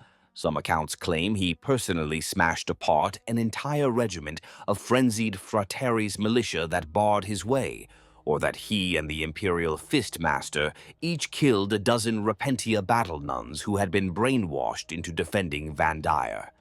Who knows how much is embellishment, but point is, Sigismundus was terrifying on the battlefield. After Van Dyer's fall, Sigismundus hunted the traitors without mercy. Records say that when he finally died years later, not sure how, likely in battle against some hidden enclave of Van Dyer loyalists, his last words were essentially urging his marshals to continue the hunt until all who betrayed the Emperor are purged. He never switched off the righteous anger. The Templars regard him as a fiery saint, though they wouldn't use saint, perhaps, an exemplar of how deeply one should hate heresy. It's no coincidence that the Templars have a special disdain for internal enemies, rogue governors, heretic cardinals. That comes from Sigismundus's legacy, never forgetting that some of the worst betrayals come from within. High Marshal Bohemond, the headstrong crusader. Bohemond led during the War of the Beast. He's notable for his stubborn pride, a very Dorn-like trait, taken to the extreme. In the Council of Imperial Fist successors called the Last Wall, Bohemond was the longest-serving chapter master present, and he wasn't shy about letting others know he had seniority. He hosted the War Council on his battle barge, the Abhorrence. What a Templar name. When the Lord Commander of the Imperium, a bureaucrat named Udin Macht Udo, tried to browbeat the Space Marines into line, Bohemond openly expressed contempt for Terra's leadership, implying they were weak and undeserving. This contributed to some conflict, as you can imagine. Later, when Vulcan, yes, the Primarch Vulcan, who had returned to help against the Beast, took command, Bohemond still had trouble following orders. Vulcan had to humiliate Bohemond with that thunder hammer lifting contest trick to drive home the point of unity. It's even said Vulcan punched Bohemond out in the final stage of the war for disobeying an evacuation order. Now, normally a chapter master getting decked by a Primarch in front of others would be shameful. And Bohemond did feel shame. He stayed down, chastened. But, and here's the kicker, the Black Templars' own records likely spin that as the High Marshal's zeal was so great, it took a Primarch to hold him back, literally. Bohemond's fervor to kill the beast was such that he would have disobeyed Vulcan's plan if not physically stopped. In Templar eyes, that's not entirely a flaw. It shows how fearless and relentless he was, even if in that context it bordered on foolish. Bohemond survived the war and continued leading the chapter afterwards. Perhaps he learned a bit of humility, but likely he continued being as bold as ever. The Templars value his example as a warning. Even the noblest can't stand alone. You need brothers, or sometimes a stern father figure Primarch, to temper you. But also never be cowed by anyone but the Emperor. Bohemond surely wasn't. High Marshal Ludoldus, the Crusader of 2 millennia. Ludoldus is something of an enigma. He appears in historical sources spread far apart. If it's truly the same man, he had an exceptionally long life. Templars, of course, are prone to a little myth-making. They might claim the Emperor granted him longevity to continue his great work. Ludoldus is credited with leading the Gerolas Crusade in M39, where the Land Raider Crusader was invented, and also still being High Marshal by the Vinculus Crusade in M41, when Helbrecht was a neophyte. 2,000 years of crusading, that's one heck of a resume. Under Ludoldus, the chapter reached perhaps one of its peaks in power. He's described as legendary, second to none. He certainly left a mark. The fact Helbrecht served as a mere neophyte under Ludoldus and saw him in action gave Helbrecht a direct connection to that bygone age. The tale of Ludoldus facing the Bloodthirster in the Vinculus Crusade and using the Holy Orb of Antioch to collapse the temple is a favorite. It shows cunning and willingness to do anything to achieve victory.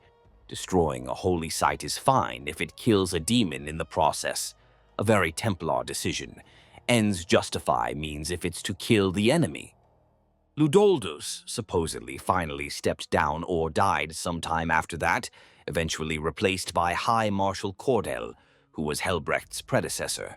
Some sources suggest Ludoldus may have outlived his expected span by going into stasis between crusades, or just by sheer will. The Templars likely don't care how. They just hail him as a paragon who fought in hundreds of battles and never wavered. High Marshal Cordell, the fallen leader. Cordell doesn't have many tales, but his significance is as the predecessor whose death led to Helbrecht's ascent. He was killed in 990 M41 by a berserker of Horn. It's said to have happened during a massive battle. Perhaps that was in the lead-up to Armageddon or another Chaos incursion. The visual of a frenzied Chaos champion cutting down the High Marshal must have been a shock to the chapter. But it speaks to their culture that within moments of Cordell's fall, the Marshals convened, likely right there on a strike cruiser amid an ongoing campaign, and unanimously elected Helbrecht to be the new High Marshal. That shows Helbrecht's esteem in their eyes. Marshals older than him backed him without quarrel. It also shows the chapter's stability. A High Marshal's death doesn't throw them into chaos. They smoothly transition command so the crusade continues. Cordell's legacy was essentially passing the torch to Helbrecht, a sign that the chapter was in good hands going into the tumult of late M41. High Marshal Helbrecht, the Crusade Eternal. Helbrecht is the current High Marshal and has been since just before the Third War for Armageddon. If Sigismund is their mythic past, Helbrecht is their driving present. He's a veteran of countless battles, having started as an initiate likely in the mid-M41. He earned renown rapidly. Stories tell of him as a young Marine holding off a Tyrannid swarm at Deathcaller Ridge, refusing to yield an inch. He slew a mighty demon prince with nothing but a combat blade, the stuff of pure legend, but apparently true enough that it got him promoted to the Sword Brethren. Helbrecht became a Marshal leading his own crusade well before he was Chapter Master. For example, he commanded the Daidine Crusade after its Marshal died, proving his ability to take charge in the field. His election to High Marshal in 989 M's 41 implies he had the respect of all peers, which he likely cemented by lots of bold victories or simply by his sheer force of will. As High Marshal, Helbrecht threw the chapter full force into the wars of his time: Third Armageddon, the hunt for Gaz-Kul, the 13th Black Crusade, etc. He is an uncompromising figure. On Armageddon, he took command of the combined Space Marine fleet and, alongside Admiral Parole of the Navy, defeated an Orc space armada much larger than his own. That feat, winning Armageddon's space superiority against odds, earned him the title of perhaps the greatest Astartes naval commander alive. Templars love this anecdote. It shows their High Marshal outsmarting and outfighting xenos in void combat, something normally Ultramarines or Imperial fists get credit for, not zealots known for melee. Helbrecht is a strategist as well as a warrior. His personal life is shaped by two big rivalries, against Gaz-Kul and against Imhotep the Stormlord. We discussed the Thraka Oath. The Imhotep story is another central chapter. Helbrecht's defeat at Schrödinger 7, where he lost his hand, was perhaps his lowest moment. For a man of pride and honor like him, being physically maimed and bested, and then mocked by the foe, was a deep wound mentally as well. Instead of wallowing, Helbrecht went on a penitential crusade. One imagines he doubled down on punishing other enemies to make up for it. Then he sought out Imhotep for a rematch. In 985 M41, Conqueror's Fall, Helbrecht boarded Imhotep's flagship, fought him again, and this time battled to a draw until Imhotep fled like a sore loser, teleporting away.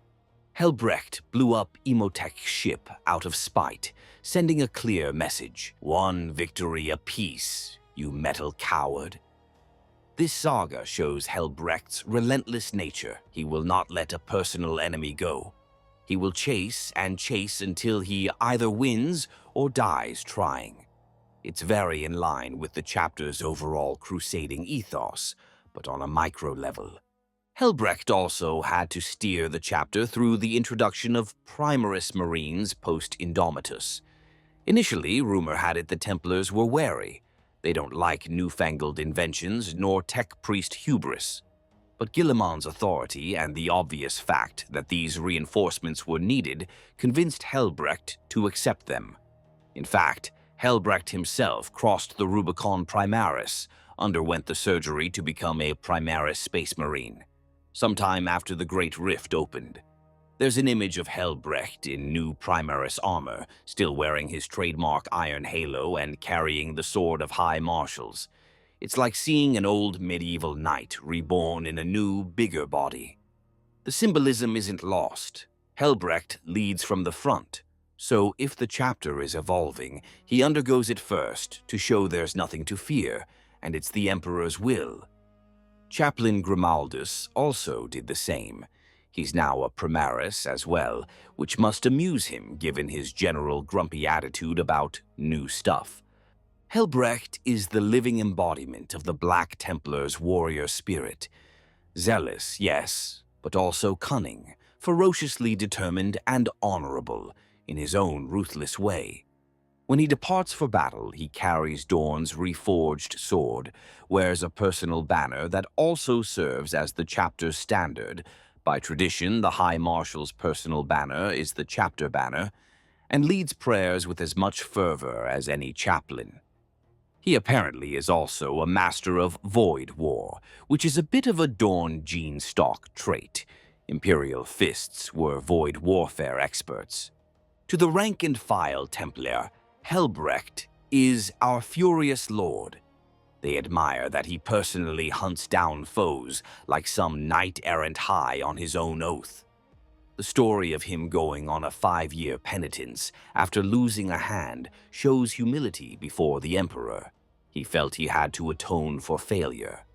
That humility is contrasted by an unyielding confidence in dealing with others. He famously told an inquisitor once that the Inquisition should mind its own business regarding chapter strength unless they have proof of wrongdoing, paraphrased. Essentially, he said, "We have our duty, you have yours. Don't interfere." Few chapter masters would talk to the Inquisition like that. Helbrecht can because A, the Inquisition has never been able to pin anything on the Templars, and B, the Templars have immense clout as crusaders who get results. Chaplain Grimaldus, hero of Hell's Reach. Grimaldus, now reclusiarch of the Templars, chief chaplain, is legendary largely due to the events on Armageddon. He's perhaps the most well-known individual Black Templar character in the wider lore because of the novel and fan animation Hell's Reach. Grimaldus is a bit unique among Templars in that he shows flickers of introspection and even dry humor, whereas many are just fervor machines. That human element, he struggles with doubt briefly when things get really dire at Hell's Reach, for instance, makes him a compelling figure, and it makes his unwavering stand even more impressive. He fights through any inner doubt to achieve miraculous feats of endurance. After Armageddon, Helbrecht granted Grimaldus the honor title Hero of Hell's Reach, and he succeeded Mordred as Reclusiarch. Grimaldus apparently felt unworthy of praise. He saw the war as a Pyrrhic victory at best. Nevertheless, he carries on serving, presumably overseeing the spiritual health of new crusades. There's mention that in M42, when a Drukhari cabal attacked a chapter keep and kidnapped recruits, the Crusade of Sorrow in 955 M41, Grimaldus and Marshal Gerhardt led a punitive expedition into the Webway, slaughtering Dark Eldar by the hundreds. They didn't recover the lost initiates, tragically, which surely weighed on Grimaldus's soul. But the fact the Black Templars dared to invade the Dark Eldar realm to try, that's Templar audacity, plus Grimaldus's personal hatred of seeing holy charges recruits defiled. Now upgraded to Primaris, Grimaldus is likely more formidable than ever, albeit perhaps grousing about the changes while cleaning his new armor.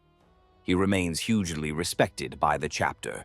Many young Templars aspire to be like the hero of Hell's Reach, unyielding even when buried under a collapsing temple. If Helbrecht is the mind and fist of the chapter, Grimaldus is its fiery soul and voice. Other notable High Marshals and Marshals. We should mention a few briefly. High Marshal Sigismund, apostasy we did, epitome of vengeance. High Marshal Constantine, age of redemption. He took over when 2 marshals died in Benedictine War and stubbornly continued the crusade. Not much else is recorded, but his refusal to stand down is what defines him. High Marshal Sean, said to precede Bohemond in early M32, not much known except he likely died early in War of Beast, succeeded by Bohemond. High Marshal Maxime, not mentioned earlier, but some sources list other names between eras. They all upheld the oath and presumably had their own big campaigns. Famous marshals and castellans. Marshal Amalrich, already detailed, died championing Guilliman. Marshal Ricard, Marshal Brandt, Marshal Praxor, some names thrown around Armageddon era. For instance, Brandt led the Solemnus Crusade and fought on Armageddon, etc.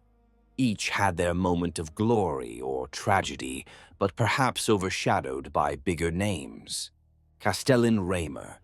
He led the Ophidium Gulf Crusade that encountered the fallen Dark Angels and almost caused interchapter war. He was gutsy enough to capture a fallen angel and refuse to hand him to the Dark Angels, which nearly led to a shooting war with them. Outnumbered, Raymer backed down in the end, but it shows the Templars don't even fear other loyalist Astartes if they think they're in the right. Raymer vanished with his ship, lost in the warp or something, after continuing into the unknown region.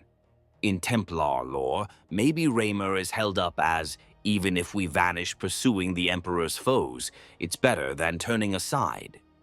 Castellan Draco, leader of the Punishment Crusade against Toe collaborators, known for being utterly ruthless to humans who side with xenos, probably a hero to the more puritanical in the chapter. Emperor's Champions and Relics. A chapter on heroes wouldn't be complete without mentioning some Emperor's Champions by name. Sigismund, of course, first and greatest. Seer, sometimes a name like Champion of Fire and Blood, may be Sigismund's immediate successors on Terra. Navarro, old lore had a champion Navarre in the Third War for Armageddon, not sure if still canon. Champion Ansgar fought in the Solemnus Crusade. He was captured by Orc war boss Grimskar, a lieutenant of Gazg-Kul, and had his war gear taken. The fact the Solemnus Crusade continued partly to recover Ansgar, or at least avenge him, shows how seriously they treat a fallen champion. They even formed Ansgar's Avengers, led by a venerable dreadnought, to go retrieve him and his gear. They didn't find Ansgar, implying he died or was lost, but they did recover a lost Crimson Fist dreadnought and destroyed a giant orc stomper.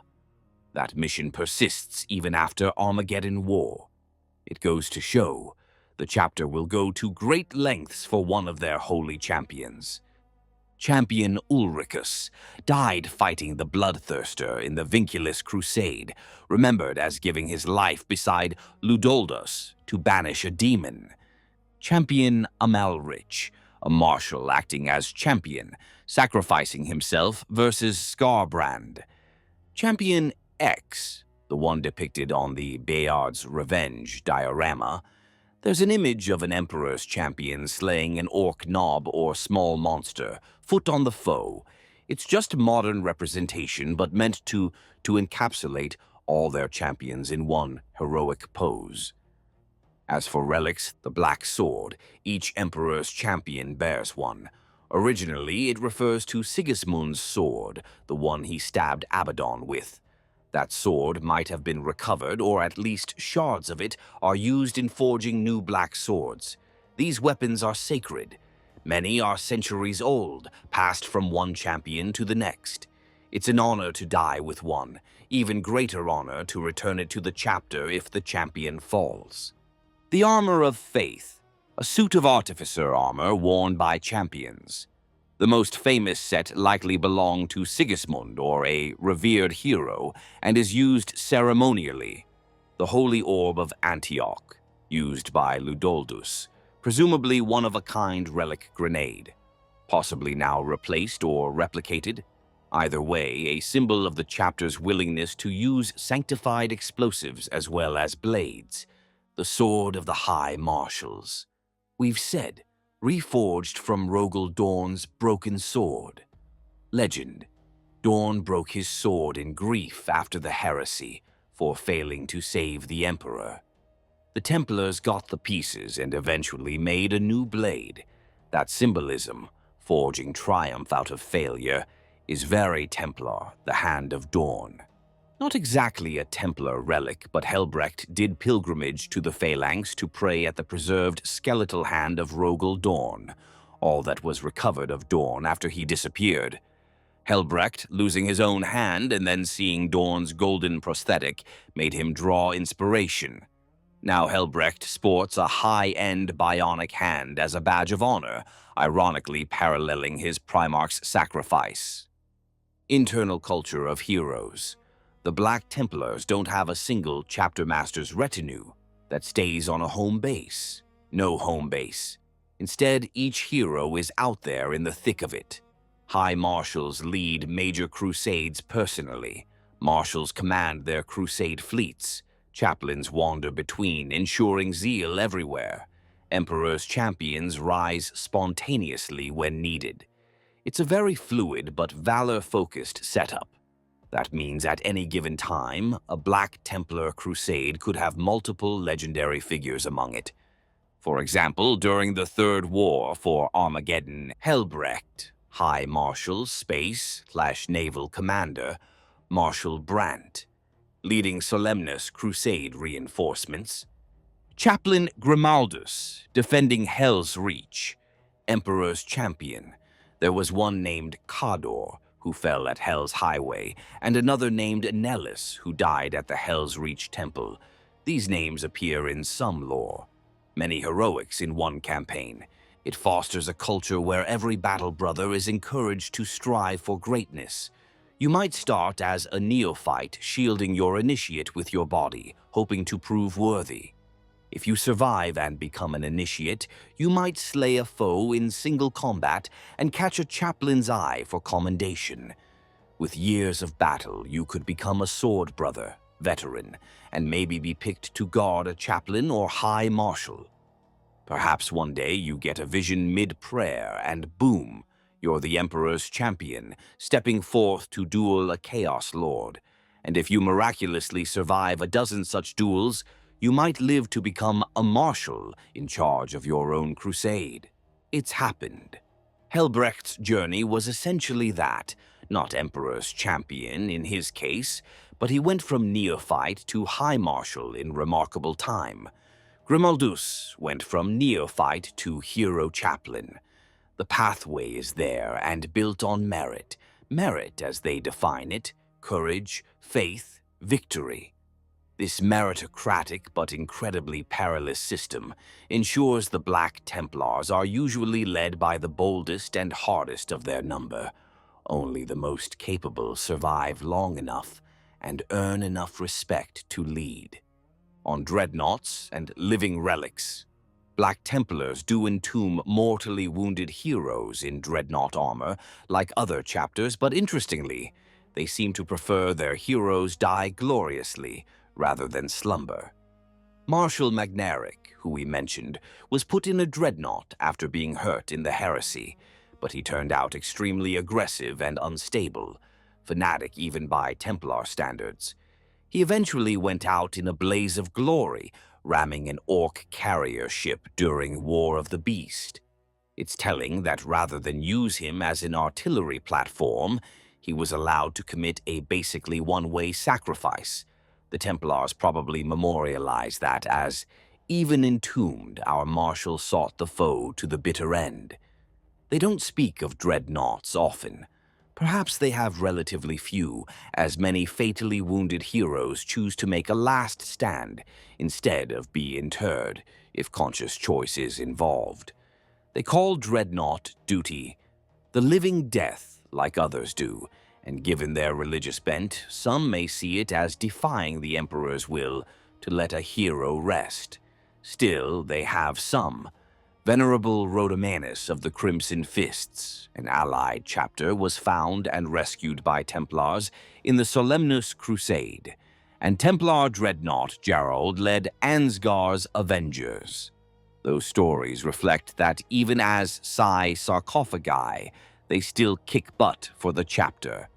Inquisitors and allies, Black Templars, heroes often intersect with other Imperial heroes. Inquisitor Vinculus died unleashing that bloodthirster while allied with Templars.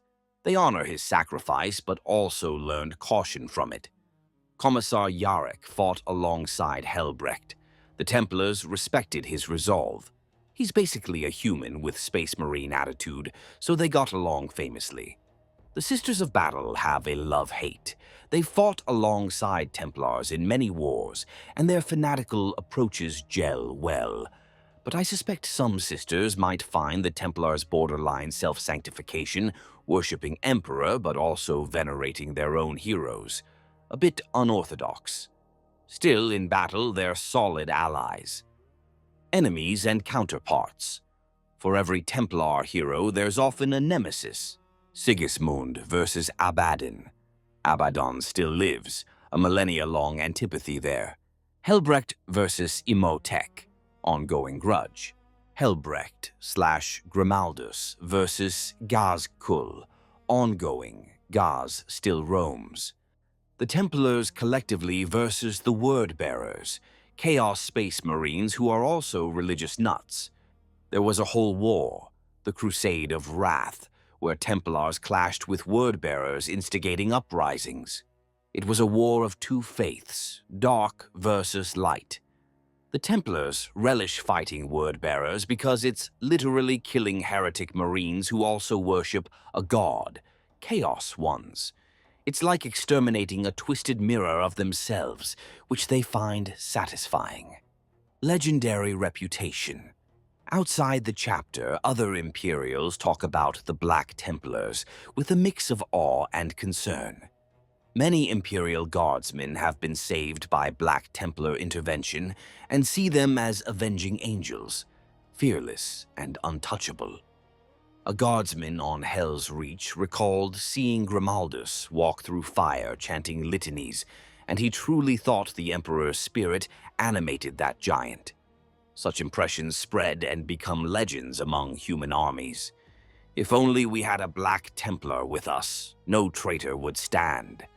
At the same time, some high-ranking officials and other Space Marine chapters worry about the Templars' extremism.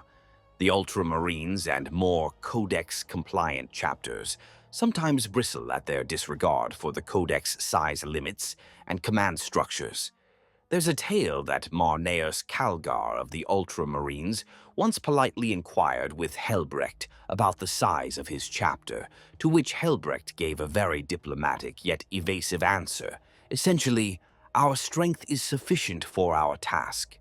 That kind of exchange is likely. But results speak. Whenever the worst threats emerge, the Black Templars come through in the direst situations. They might burn half a planet to do it, but they do save the other half. In a galaxy descending into madness, that's often a trade the Imperium is willing to accept.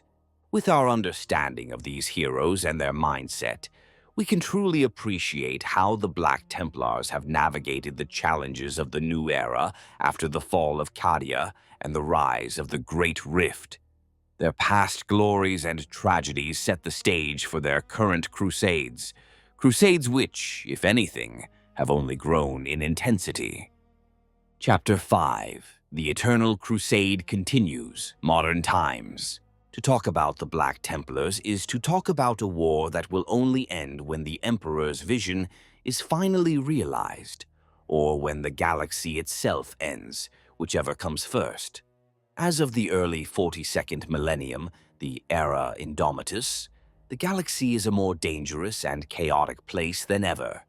For the Black Templars, this is essentially validation of their entire existence. The darkness deepens, the enemies multiply, therefore crusade harder.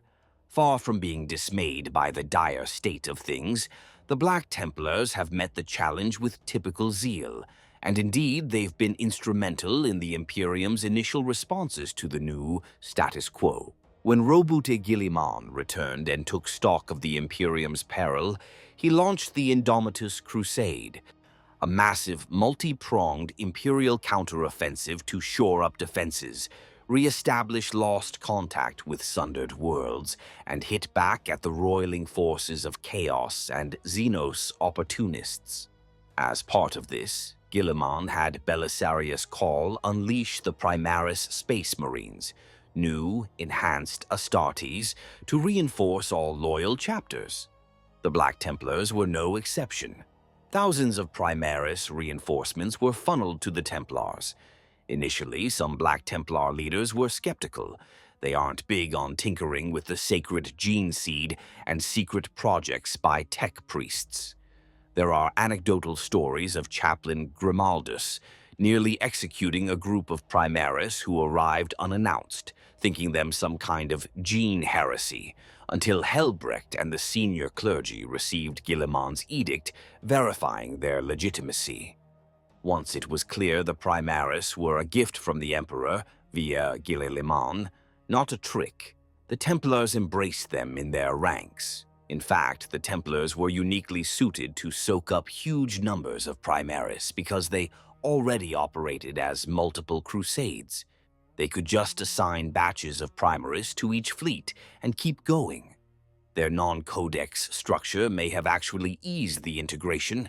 They didn't have rigid 10 companies to insert new squads into.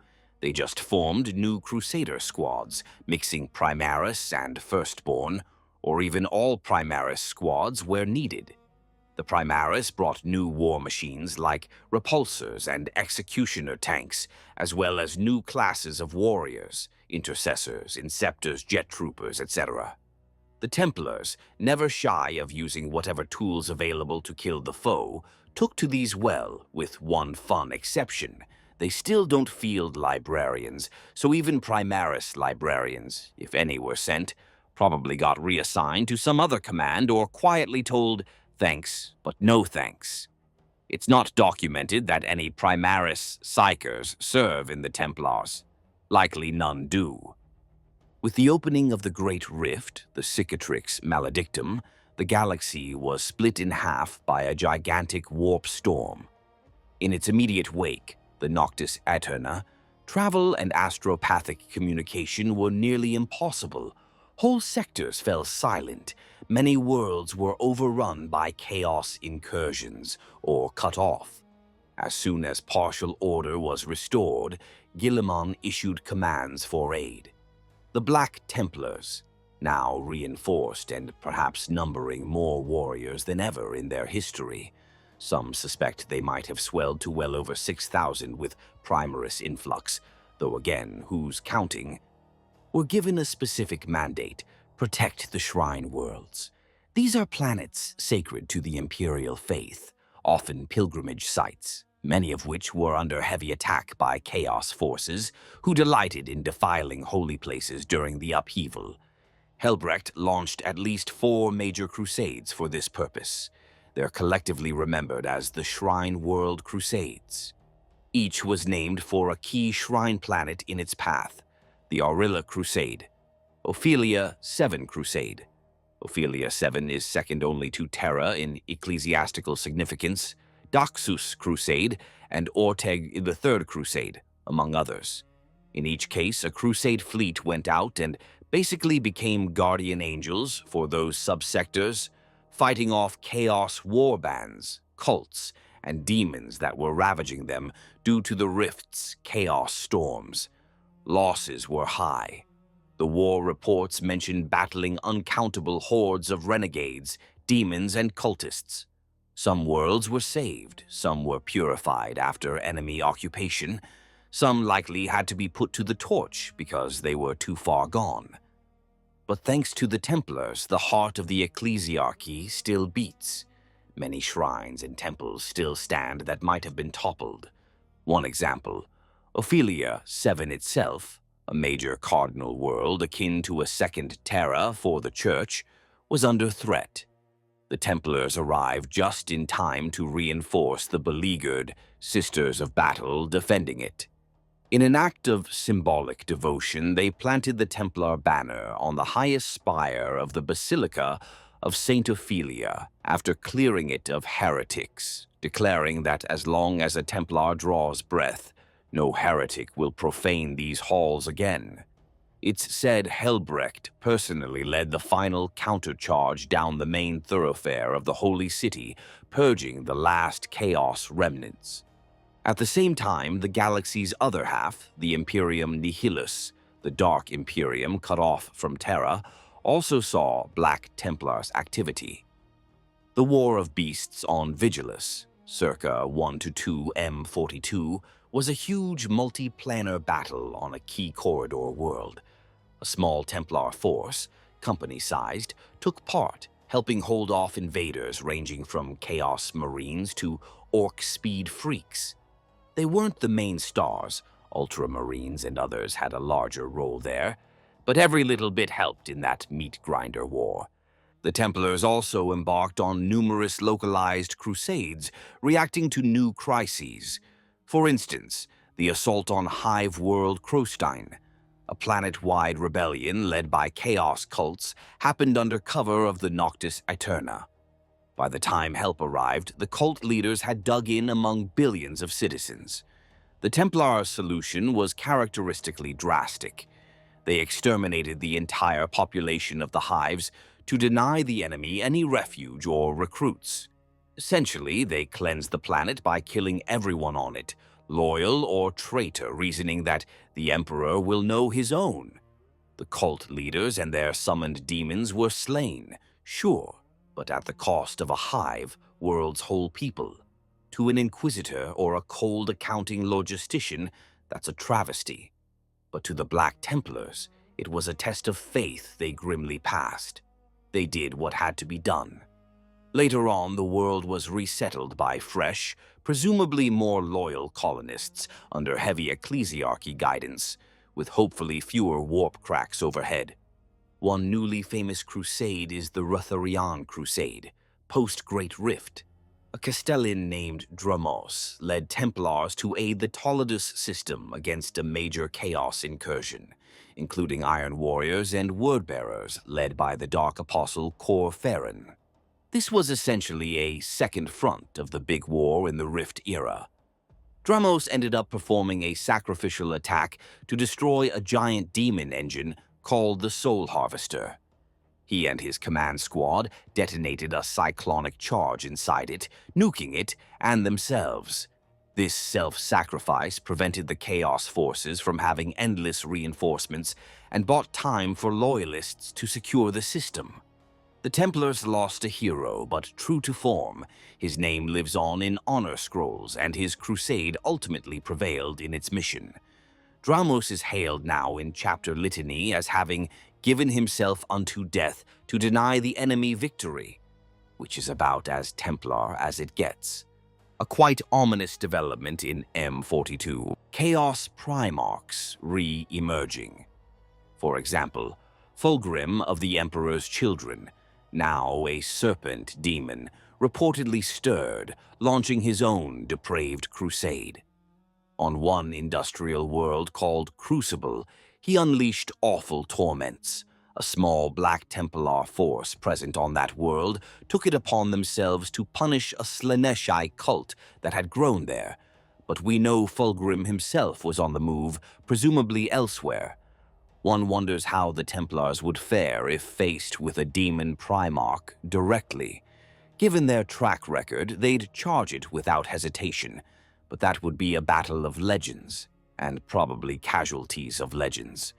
None has happened yet in lore explicitly. No face-off between Helbrecht and, say, Angron or Fulgrim as of 2025's lore. But if it does, expect some gloriously over-the-top clash. On the Imperial side, the return of Primarch Guilliman created an interesting situation. Initially, Guilliman might have been uneasy about the Black Templars. After all, they are the poster boys for not following his codex. But Guilliman is pragmatic and saw their immense value, so he's left them alone about the codex issue. In one anecdote during a meeting, he simply admonished Helbrecht to be mindful of communication and coordination, and Helbrecht said something like, "We shall be the Emperor's sword in the darkness, as we have always been, now tempered anew by your wisdom, Lord Commander." Very polite, the subtext being, "We'll do our thing, but we'll play nice with your crusade efforts." And they have. The Templars fought alongside Guilliman's Ultramarines on several Indomitus battlefronts, like the Battle of Rokos, where Guilliman's forces saved a sector capital. Templars were part of the fleet there. They even aided in Ultramar itself. After Guilliman saved Ultramar from Nurgle's invasion, the Plague Wars, a Templar detachment helped mop up cults in neighboring systems. Perhaps the most striking adaptation the Black Templars have undergone in the modern era is simply scale. With so many Primaris and the chapter's constant recruiting, it's plausible they are the largest Space Marine formation in the Imperium at this point, barring maybe the Wolves or the Unforgiven, if they pooled, but they're fragmented. And they make little effort to hide it. The days when a sneaky inquisitor might catch them out of compliance are gone. The Imperium is so desperate that if an inquisitor said, "Hey, Templars, I think you have 6,000 Marines, not 1,000," Helbrecht would probably reply, "You're welcome to count the dead traitors we leave in our wake instead. We have a war to fight." In other words, nobody is going to press the issue when worlds are burning. The High Lords likely tacitly accept the Templars will be many, and where needed, they'll dispatch them en masse. With that unofficial sanction, the Black Templars can crusade with even more impunity. They've split their forces to cover vast swaths of territory. At any given time now, a dozen or more significant crusades might bear the Templar cross in different segments of the galaxy. One might be guarding a warp corridor from demonic incursions, another pushing into some orc empire that's flared up, a third hunting down a genes stealer cult infestation that threatens to destabilize whole sectors. The chapter keep they established on Necromunda, a major hive world and recruiting source, stands as a rock of imperial presence in that unruly world's underhive. They draw a lot of hardy gangers from there, turning hive scum into nightly zealots. Quite the upgrade. They also maintain the old keeps like on Solemnos, if it's rebuilt after being destroyed by orcs, and others as way stations. The future for the Black Templars seems clear. Continue the Eternal Crusade until either the Emperor's prophesied return, many Templars likely think the Emperor will manifest again. They are among those who might believe in such miracles, or until they die to the last man fighting. They are not builders of a new empire or thinkers of a new age. They are its avenging angels, pure and simple. In a sense, Guilliman's new order, with Primaris, etc., hasn't changed what the Templars are, only enhanced it. They got bigger guns and bigger warriors, but the heart, fanatic, unyielding, remains. It's fascinating to consider that the Black Templars, who started as rebels against the Codex, might in this grim era end up being one of the greatest bulwarks of the Imperium's survival. The Emperor's champion tradition is stronger than ever. Not long ago, around the dawn of 42, a Black Templar Emperor's champion, let's call him Champion Marron, name hypothetical, made headlines by slaying a greater demon of Tzinch that erupted on a shrine world. People on that planet literally started a cult venerating the fallen champion's name, almost like a lesser saint. The ecclesiarchy had to gently shift that devotion back to Emperor and his angels generally. But it shows how the common folk see these black-clad knights, almost divine. Meanwhile, the enemies of the Imperium have a special hatred for the Templars. Chaos Space Marines, especially the Word-Bearers, curse them as the lapdogs of the false Emperor, drunk on their carrion god's lies. Naturally, to that the Templars respond with Chainsword to face. In a recent battle on the demon world of Adumak, a Word-Bearer's dark apostle tried to convert a captured Templar by torturing him and spouting chaotic scripture.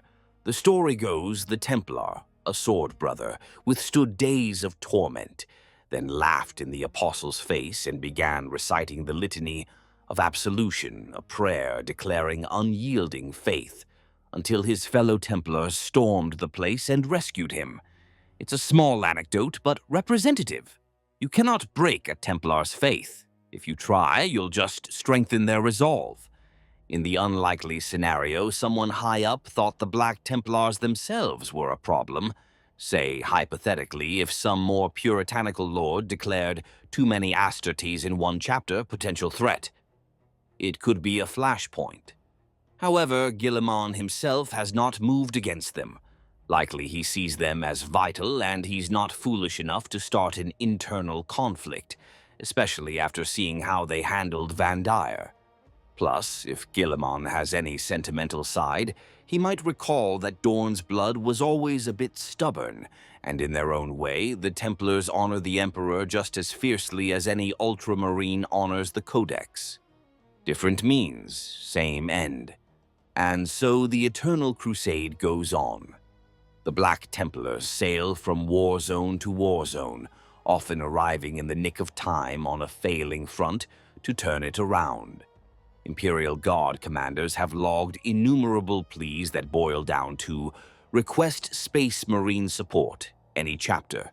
But if possible, the Black Templars would be ideal, as situation is desperate. The Templars are known to take on the hopeless fights. Sometimes they do this even against overwhelming odds, because to them no odds are overwhelming when the Emperor is with you. One recent case, the Siege of Gathalamor, a made-up example, where a renegade uprising with demon allies besieged an entire hive continent. A small Templar strike force, maybe 50 Marines, inserted itself into the defense and held a crucial gate that prevented the hive's fall. They held for weeks without relief, sustaining what should have been fatal casualties. By the time reinforcement arrived, only 5 Templars still stood, half their armor broken, fighting amid a mountain of enemy corpses. Not one had fled or surrendered. The hive was saved. All 5 survivors, battered as they were, knelt in prayer of thanks, then likely requested immediate redeployment to continue fighting elsewhere on the planet. That's the kind of legend the Black Templars churn out regularly now. In the conclusion of it all, one thing is clear. The Black Templars are not slowing down. If anything, the galaxy's worsening state has vindicated their belief that eternal vigilance and aggression are the only way. They've been proven right in their minds. Had every chapter crusaded non-stop since the heresy, maybe things wouldn't have gotten this bad. Maybe Guilliman wouldn't have woken to half the galaxy on fire. So they'll keep doing what they do best. Fight! They will fight the orc, the heretic, the witch, the xeno, the demon, the renegade, the traitor Astartes, anyone and everyone who challenges the Emperor's dominion. And they'll do it with fury in their hearts and the Emperor's name on their lips. Each battle, each sacrifice for them is another step on a holy pilgrimage, a journey whose end they may never see, but which they undertake gladly for the master of mankind. Conclusion: in the grim darkness of the far future, where unending war is the only constant, the Black Templars stand as the purest embodiment of the Imperium's unforgiving creed. They are the fanatic, unyielding blade of the Emperor, always at war, always advancing, and never ever willing to compromise. From the battlefields of Terra's last stand to the far-flung reaches of the galaxy, they have proven that faith is a weapon sharper than any sword. They are called extremists, and indeed they are, for they take the Emperor's commands to their ultimate conclusion. While others may falter or question, the Black Templars charge forward, chains oars revving and bolters blazing, chanting litanies of hate and devotion. They have slain the mightiest of foes, held against hopeless odds, and burned away the impurities of 1,000,000 worlds, all in the name of a dream of a galaxy purged of evil. Love them or fear them, and the Imperium perhaps does both. The Black Templars have earned their place among the legends of mankind.